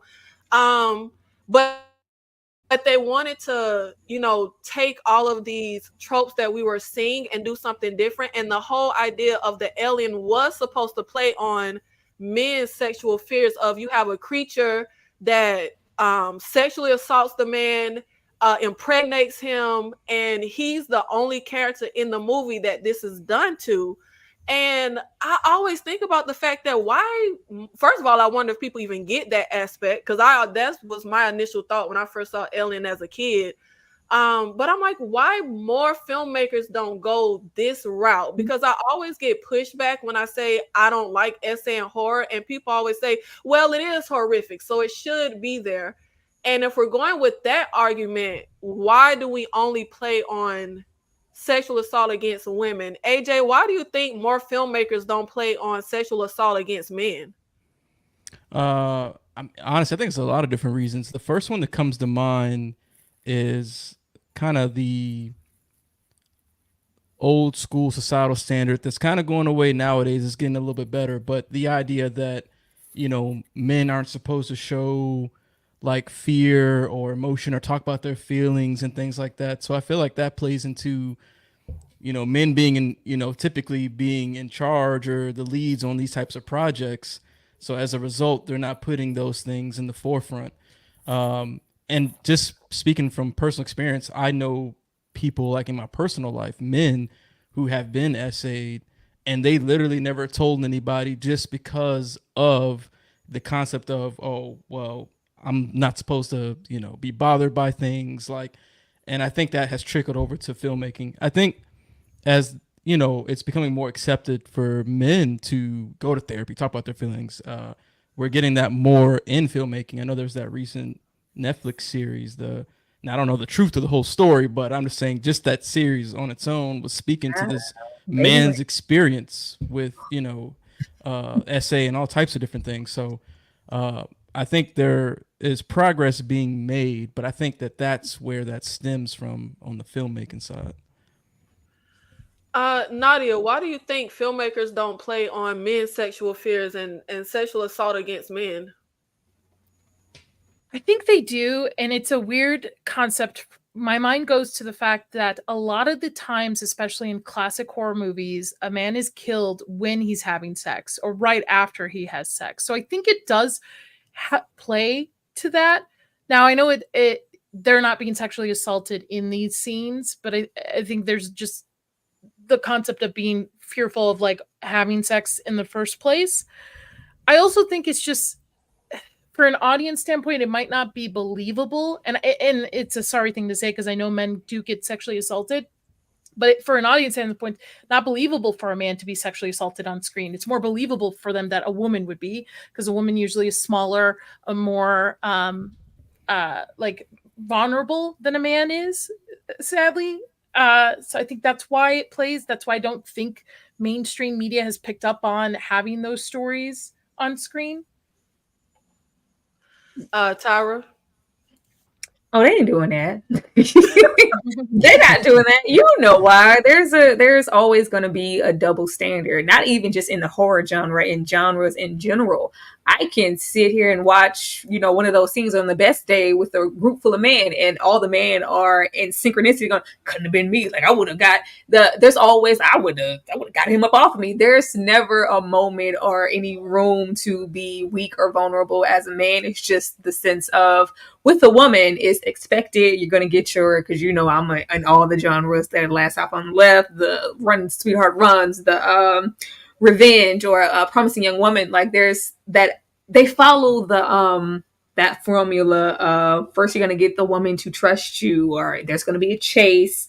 You're gonna eventually be assaulted, then you're gonna be discarded, try to maybe killed at that point, and you're not, and you're gonna come back and get your revenge. Like that's just, everybody still sadly follows that same formula, but they just don't see it as believable. Even with myself, because someone paid for I can't remember what the film's called, but they paid for a film that's really based around male assault.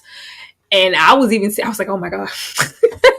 You were just so not accustomed to seeing that on screen like often. And I was just like, oh my God, it just was hitting me heavier than it ever would when I've seen it so many times with a woman. And it's just like, I've been desensitized so much to it because I'm just so used to seeing that and not this, that I was just like really feeling for him in a way that I never felt for a woman in the film. I was like, oh, like, what am I doing? But that's just what it is. Men just aren't supposed to be, the assaultee. They're supposed to be the one. If the woman is not, if the genre isn't the woman coming back to get her revenge because she survived, it's the man taking it into his own hands. I have to avenge my, the time to kill. I saw the devil type of tempos where we have this man go out and seek his vengeance for his woman, but you're never going to get the man being the victim. That's just not happening. No. Oh, I saw the devil was crazy. That's a great Korean horror, but that's what's interesting to me, and I think is a huge gap in horror, is the fact that we constantly play on seeing women victimized, and I feel like men in horror, they're more fodder. Like they're going to either just be, cannon fodder to die off. They're going to be a villain, or they're going to be a hero. But men are never really. I feel like men are killed. They're not terrorized. Like women are terrorized in horror. Men aren't. They're just killed. But I feel like sexual assault against men is very realistic. I think it should. I mean, even the scene. What was that movie with LL Cool J where he put that pool stick up that man? In too deep. In too deep. Yes. But even if you want to say that, women are smaller, I mean, even something like Alien, it doesn't necessarily have to be a human. But I'm like, why we just never victimize men, and that's very interesting to me. Like, we'll kill them, we'll have them be villains, but they're never victimized. Yeah. And I think it's a huge space in horror for us to add that. Would you watch something like that, AJ, if it was a horror movie? What if we had like a Spit on Your Grave, or maybe not even in that vein, but just a horror that is based on men being victimized instead of women? Oh yeah, I'd definitely watch that. Because I mean, ultimately for me, right, a horror movie is, it's telling a story. So if the story is good and it, features a dude and he's being victimized, and that is, the catalyst for the story, like I'd definitely watch it. I see some in the chat. Somebody said hard candy. There's, the hard candies, or movies like, what's I think it's called Audition. Oh yeah. Promising Young Female, Teeth. Yeah. There are a couple. But I feel like those are all movies where the man is an aggressor and then someone comes back to get revenge. They're not actually assaulted. Jennifer's Body is one of them. I would say it's pretty close. That somebody said in the comments. Those men don't get assaulted. They get killed. That's my point. Like, you talking about that true terror? You want some terror and some penetration to happen for it to be like, okay. Yes. Would Hostel on that? Because isn't it male leads in that movie? From what I remember, Hostel, the first one. Hostel, the men are killed. They're not sexually assaulted. Okay, I haven't seen them again. Fuck Eli Roth. I don't like him, but But see, that's my point. It's like horror puts a certain light on the males and the female characters. The men will do something effed up, and then the woman can come back and get revenge. But the men are never actually victimized. They're getting their comeuppance. and I think also too, if the man is victimized, it's usually done by other men. If you do find that in movies, it's never a woman victimizing the man. Well, it doesn't have to be a woman. It doesn't have to be a woman. I just want them to be victimized. It can be by anybody.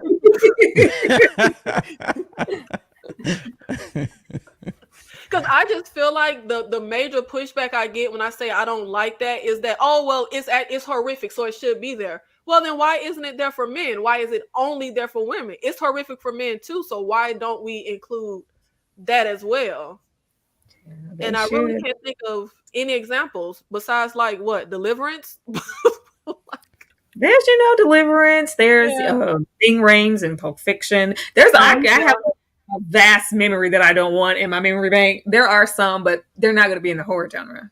That's right, Pulp Fiction. I forgot about that. But see, that's why I'm like, first of all, it happens in real life, but also when you talk that was a good one. The one with Ving Rhames in Pulp Fiction, like there is a space to put this in horror where it's realistic. Yeah. Yep. I don't know why we don't. Filmmakers, go victimize men. Hurry up. Penetration. I think that's a different type of movie you're looking for, Nikki.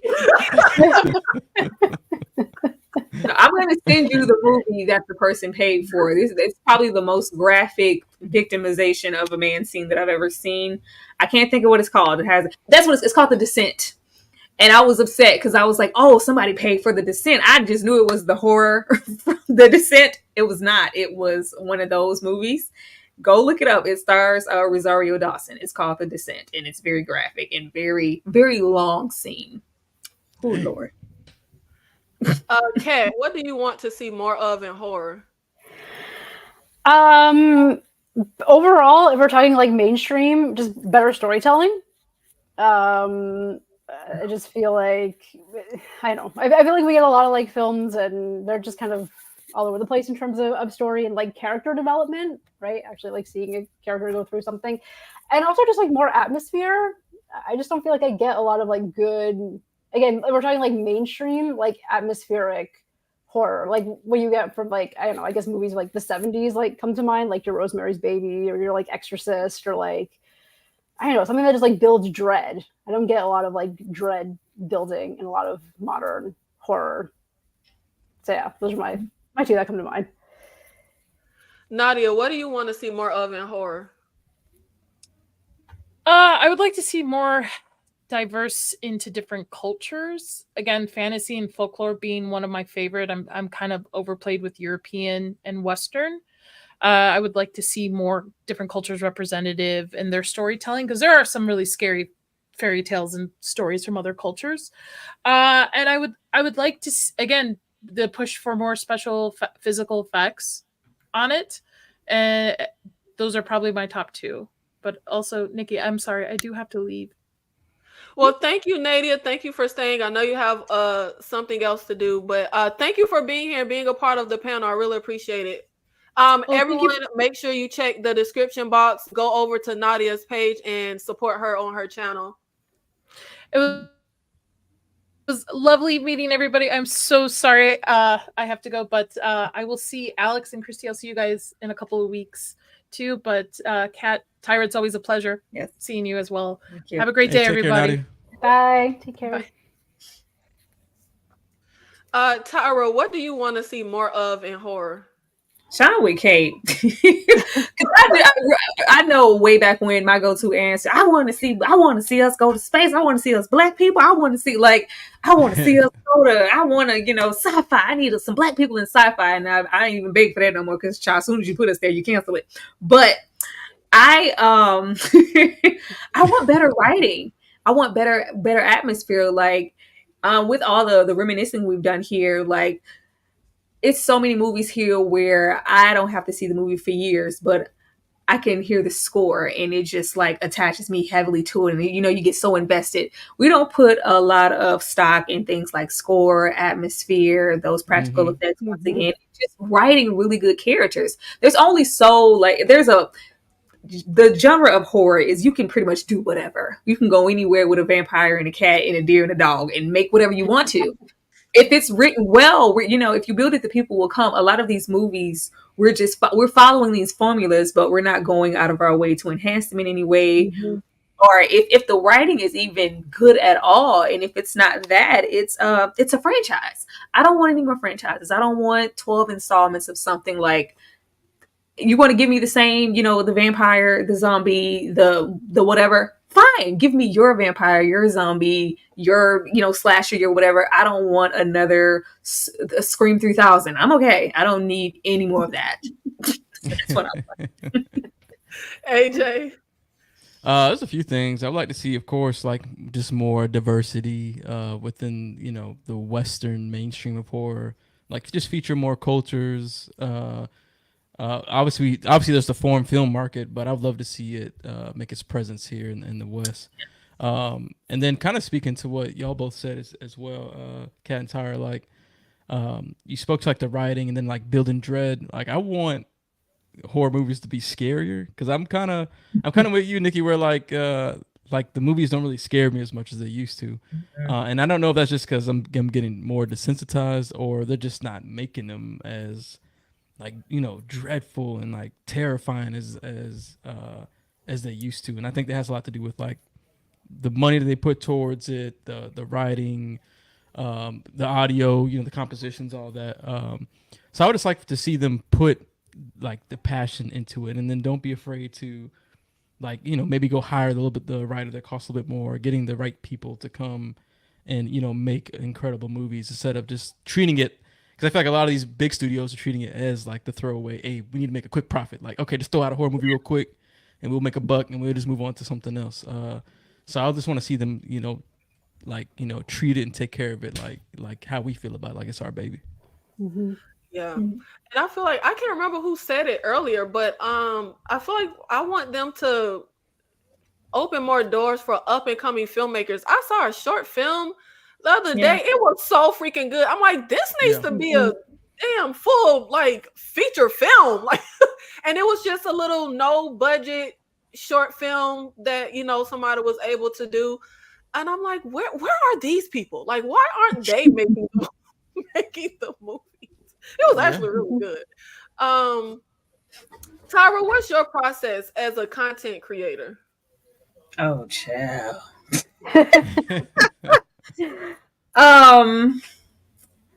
Well, it says as horror content. Which I'm sure is a whole different, because I'm assuming everybody here is in the horror space. I love horror, but I knew me coming into this space as a Black woman, if I wanted to be noticed and I love horror, click my video, I feel like I was going to get skipped over. So I was like, nope. I said nope. So I threw that idea on the ground really, really quick. My creative process is I love what I do. I love talking movies, but I don't want to do it for free. I don't want to do it for free. So when I started, it was just all about figuring out a way to cultivate enough, not only enough following, enough support, enough engagement from my subs to me for them to want to support me in that way. Because YouTube, they'll be leaving for the YouTube check is no. So I just wanted to cultivate a space where there was not only that, but I wanted a community for us. I see so many people collaborate in their own spaces and they pull each other up, and I don't see us doing it enough for each other. So my channel is, extremely diverse. I have everybody on, but I was like, I'm going to try to build my platform and get enough engagement to where, first of all, I had to get comfortable going live because I just wasn't doing that. I wasn't doing that, but now your girl, I'm fire, pimp game strong with the live. I'm fire. But I just I wanted to have a space where we could come and pull each other up. It's just really hard to get noticed as a creative here in this space.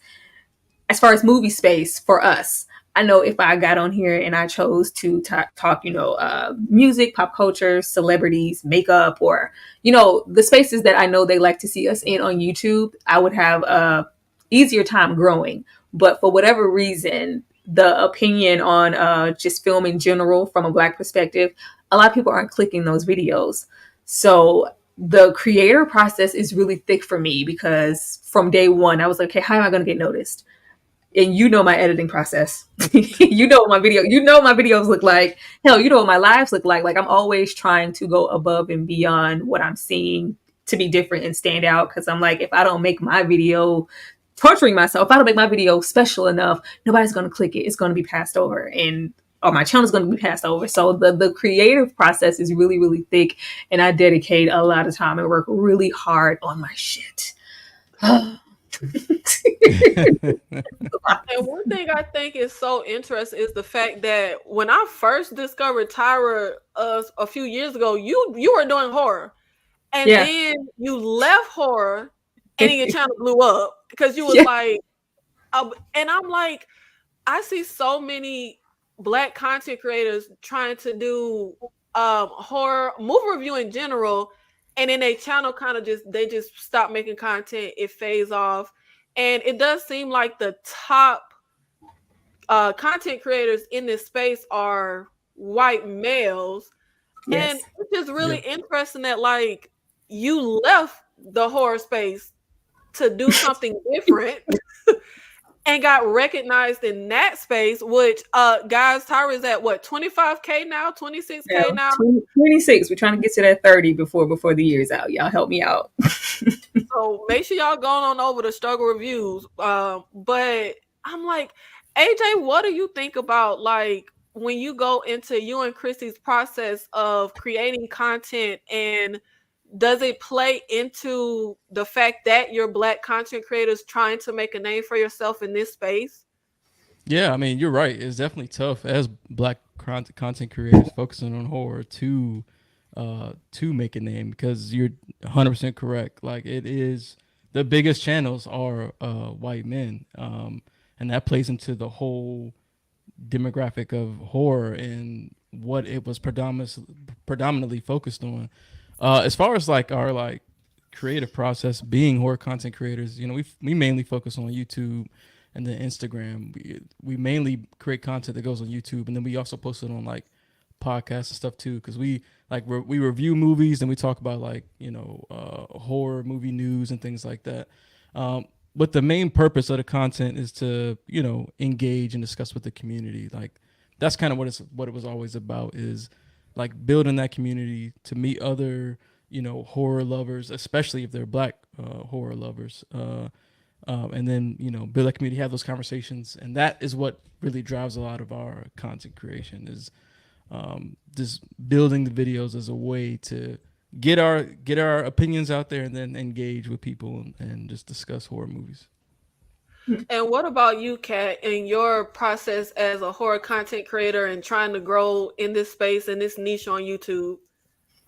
Yeah, I've been doing it for maybe 3 years now, but this is like the past few months I've really like focused on doing it consistently. And for me, like my reasoning for doing it very similar to you all, just kind of wanting to come on and share my opinions on horror films and meet other people that like to be in this space. It is interesting because yes, it is definitely a space dominated by like white male creators, and I notice a lot of times people that like comment on my videos tend to be from like that audience. So for me, I'm like, how can I like branch out and like bring in other people? So that's why I love when I get to be on panels like this and get to meet like other types of creators that are just like outside of that one demographic.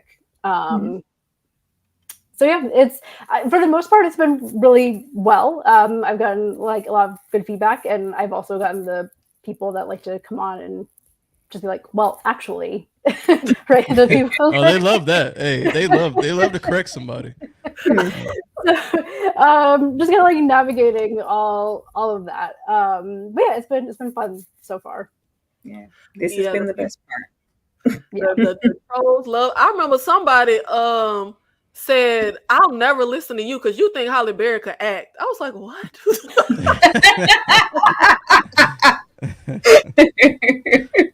No, this is good. I'm really happy to meet Kate and to meet AJ and Christy and everybody here. Like, because it's just, Yeah. I want to reach out to more people. My first experience reaching out to anyone in this space was like not great. So I was like, oh, I'm never reaching out to anybody again. So I've been really closed off. So I love just cultivating these spaces to where it's like, oh, this is somebody I would want to collaborate with or have on in the future, or have some type of kindredness with, to, just have them on the platform. So it does serve a purpose. But so often when I see a collective of panels, I don't see us. So I'm like, do they want us over there? Like, do they want to? Like, I was like, no, I'm not testing it. I'm just gonna I'm not gonna dip my toe in the water, because I just never know if it's okay to come over there or not. So I actually saw AJ, you guys Twitter, you posted recently. I know you guys go to a lot of, film festivals and cons and stuff like that. And they posted recently, when horror cons and film festivals have 0 people of color on their panel / lineup, I'm out. What has been your experience, AJ, going to film festivals and seeing these panels and the diversity or lack of diversity? What's been your experience in that space? Yeah, so we've been to one, because we live out here near Seattle. We've been to one con and then a couple different film festivals out here. At least at the con, I could say that when it came to those panels, man, it was super light on the diversity side. There was maybe like 2 panels that had one black dude on there. And it was predominantly white men on those panels. And even the ones that they had, because, there's a bunch of different panels. We went to the like filmmaking workshop panels, because that's kind of what we're interested in, is like writing and filmmaking. And even they had people come from like LA and stuff like that. And even those people that were, bigger, had a little bit more clout, like even they were, white males on those panels. So it's been interesting. And And part of me wonders, like, is it just the area that we're in? I doubt that, but it's been weird sometimes when we go to some of these festivals and cons. Like, we went to Portland Horror Film Festival recently, and we had got there. We're waiting outside. We're looking around like, oh shit, like, we the only black people out here right now. It was, you know what I'm saying, and that was the reality of it. More people showed up later, but being in the horror space in general and going to some of these specific horror cons and film festivals, it has definitely been light on diversity. But here's something I will say though, is we, even in light of that, we still try to make sure that we make our presence there, because ultimately, like, let's say there is very few, and then maybe we decide not to come back. If that cycle continues, then we're not going to ever show up. So it's definitely going to take, like, black creators, influencers, journalists, whatever the case may be, to show up in these spaces, to get other, people to come as well. And so we can have a presence there. But, and to Tyra's point, when she kind of said, like, oh man, do I feel like I belong here? It's like, nah, we do belong. We just got to show up and then get other people, hey, come over here, you know what I'm saying? And like build it up. And you know what? I will say, I'm like, I want to go to stuff like that, but I am one of those people. If I don't see a black person, I kind of feel uncomfortable. Like, I don't want to be there. Like, I need to. Oh, there we go. Now I feel like, oh, there we go. But you're right. Like, we have to, like you said, we do belong there, and we have to make our presence known in these spaces. I feel like it's just frustrating every time I, see where they have a panel or something online, and it's just all white men. And occasionally they throw in a white woman, but I don't know. It makes it frustrating. It does make you feel like an outsider. And like Tyra said, like, well, do they want us here? Do we belong? Kat, what do you think can be done so that these festivals and cons and stuff can be more diverse? Do you think the audience and the people that are coming, do they want to see more diversity, or do you think they're just happy with what they're being given now?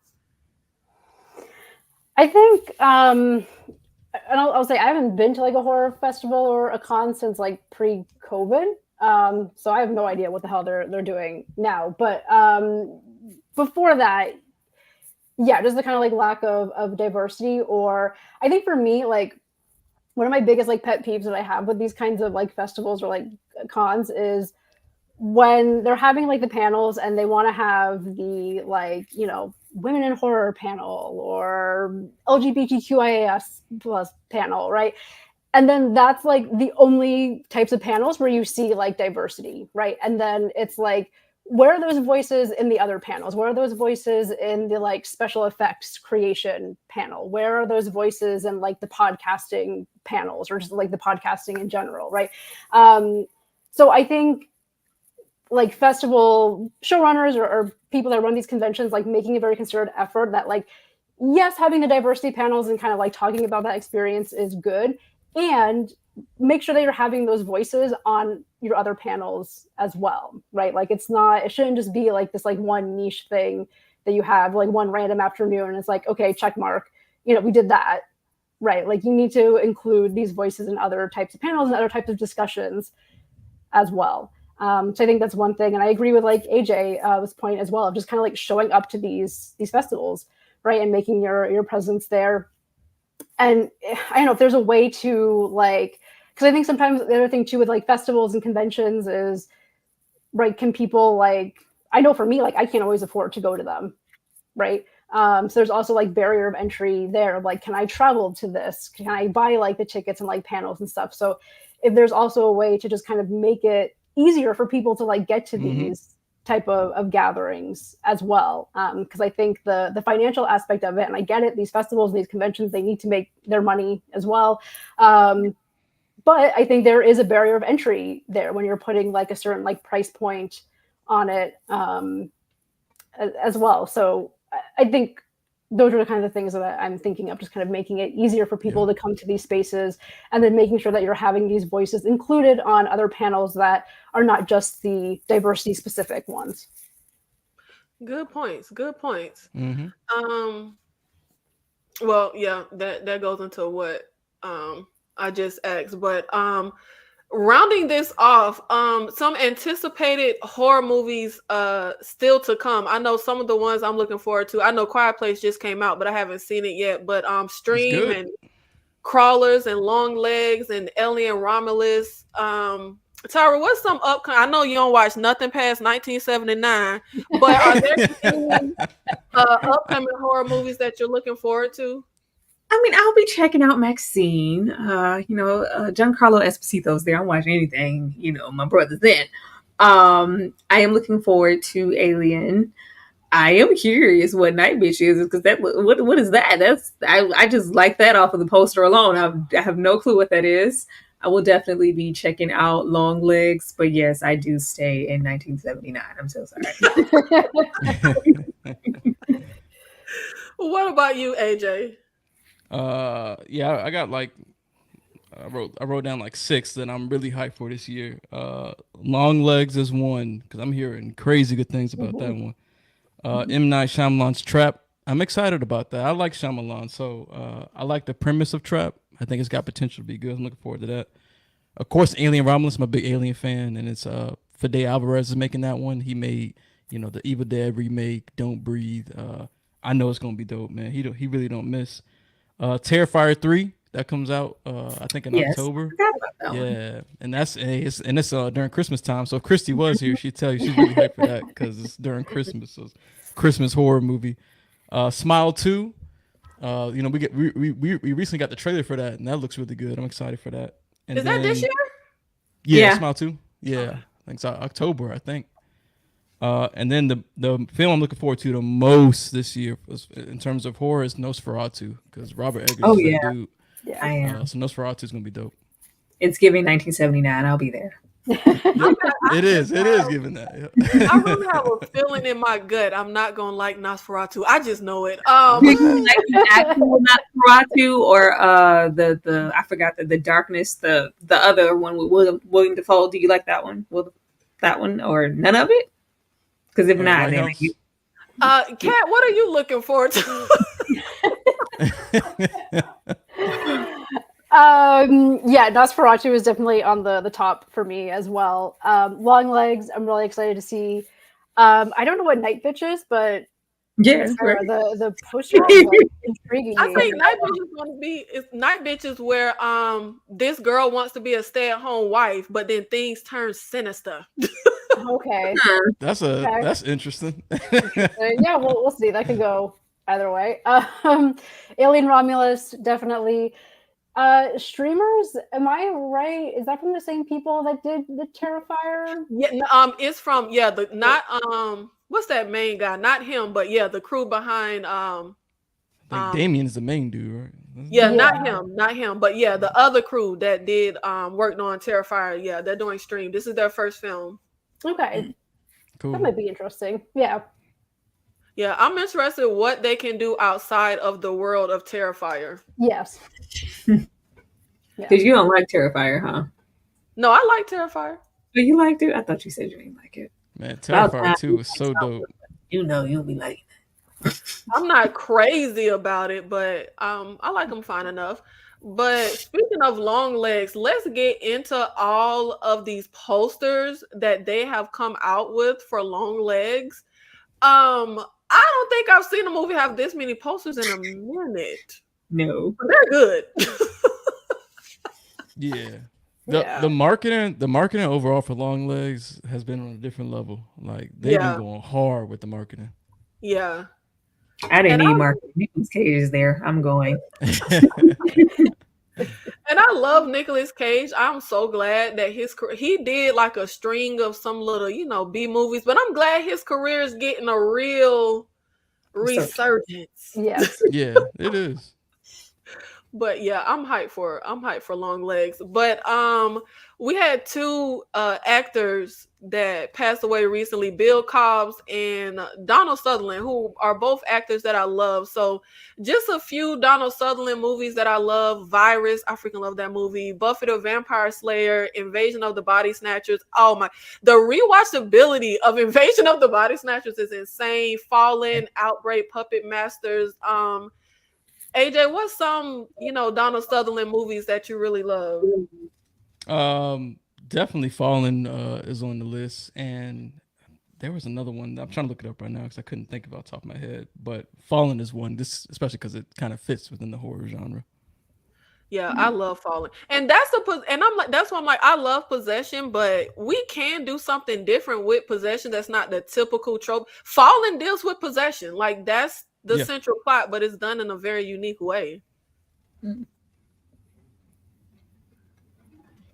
What about you, Tyra? Some Donald Sutherland movies. I know you love Invasion. That's from the 70s. That's my stuff. That's my stuff. That is absolutely my stuff. That is like one of my favorites, my top 5 favorite movies of all time. I'm just looking. I'm distracted because you put Buffy the Vampire Slayer up there. Now all I see is Pee Wee Herman going, Ruben. That's all I see. I'm trying to not pay attention. That's all I see is that. Trying to get that out of my mind. But Don't Look Now. Nobody ever really talks about Don't Look Now in that horror movie that he's in. I think it's really underrated, and I love him there as well. Isn't that the one? I think that's from the 80s, the 70s, something like that. I think it's the 70s. 70s. I think. Yeah. Always going to be the 70s. It is. Of course. That's why she like it. What about you, Kat?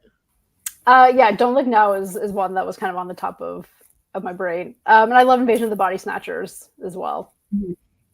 And Bill Cobb, some of my I don't care what nobody say. I Still Know What You Did Last Summer. Slander will not be tolerated. Yeah. I love that movie. I don't care.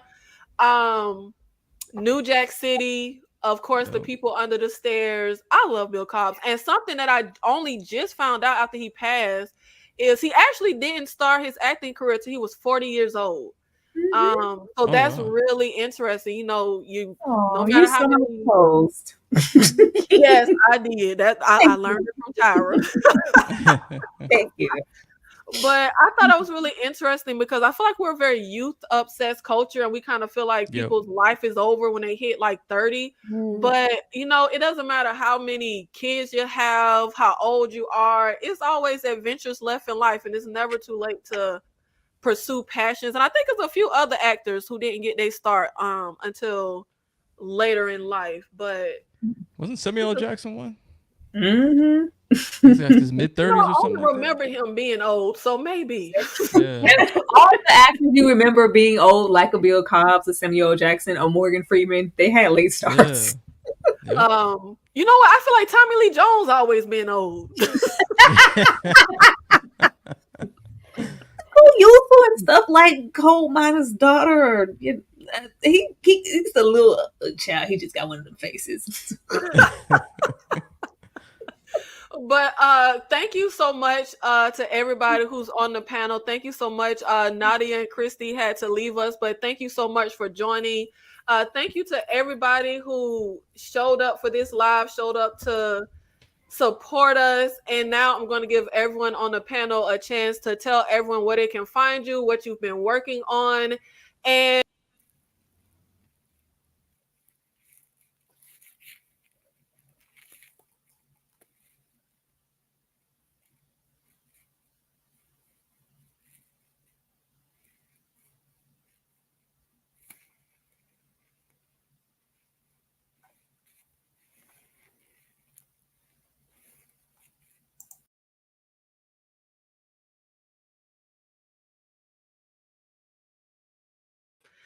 okay, we lost Kat. I'm gonna go to AJ. Tell everybody where they can find you, what you and Christy have coming up. I know you guys have a reoccurring Sunday series, but let everybody know what you have coming.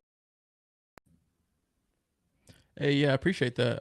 You can search for us on YouTube, In Love with Horror, and then Instagram, In Love with Horror. We also tweet sometimes or on X or whatever. Also, just search In Love with Horror. Just like Nikki said, tomorrow on Sundays at 9 a.m. Pacific, 12 Eastern, we always do our horror news live show where we just talk about all the recent like horror movie or horror TV show or horror game related news that was dropped over the past week. So come join us on that live stream. That's a lot of fun. And then besides that, we got just movie reviews coming up for all the upcoming movies. We got one that's about to drop for Quiet Place Day 1. Then of course we'll be doing one for things like Long Legs and Trap and stuff like that in the future. But come check us out, In Love with Horror. Thank you so much, AJ. Stay backstage for us. And we have Kat back. Kat, can you tell everybody where they can find you and what you? Yes. So I'm at Cat's Horror Corner on YouTube as well as on Instagram. I try to upload videos at least once a week, just kind of horror reviews on newer stuff that's been coming out. And I'm hoping to start doing more like classic reviews and going back and reviewing some more classic films as well. Thanks so much, Kat. And then, of course, the star, the lady that is crowned Miss YouTube, Tyra, let everybody know what you. You do this to throw me off my game, and I know what you're doing. It's not gonna work, Nikki. It's not gonna work.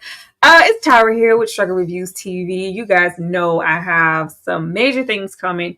YouTube has been really anal about my videos at the moment and holding certain things hostage, and it's keeping me from posting the way I want to, but I can go live without a problem. But my reviews for The Book of Eli, Ray, and Strictly Business will be coming out as soon as I can get them to you. But as far as my lives, be on the lookout for that regularly because that's something I can control at this point. I will be going live Monday to discuss Supercell, the new series on Netflix. I'll also be discussing Interview with the Vampire Tuesday because it's the season finale and it's going to be epic. Come there for the review and the cosplay because it's going down. And Wednesday, we will also be discussing The Bear. And Friday, I will be discussing episode 6 of The Boys. So be on the lookout for all of that. It's going to be a very busy week, and I'm going to keep you guys fed with this content. Thank you. Back to you, Nikki. The tower working, child. But thank you so much, AJ, Christy, Nadia, Kat, Tyra. Thank you to everybody who showed up to see this live. Thank you to everybody that's watching this on the replay. And we'll see you in the next one. Thank you. Yeah.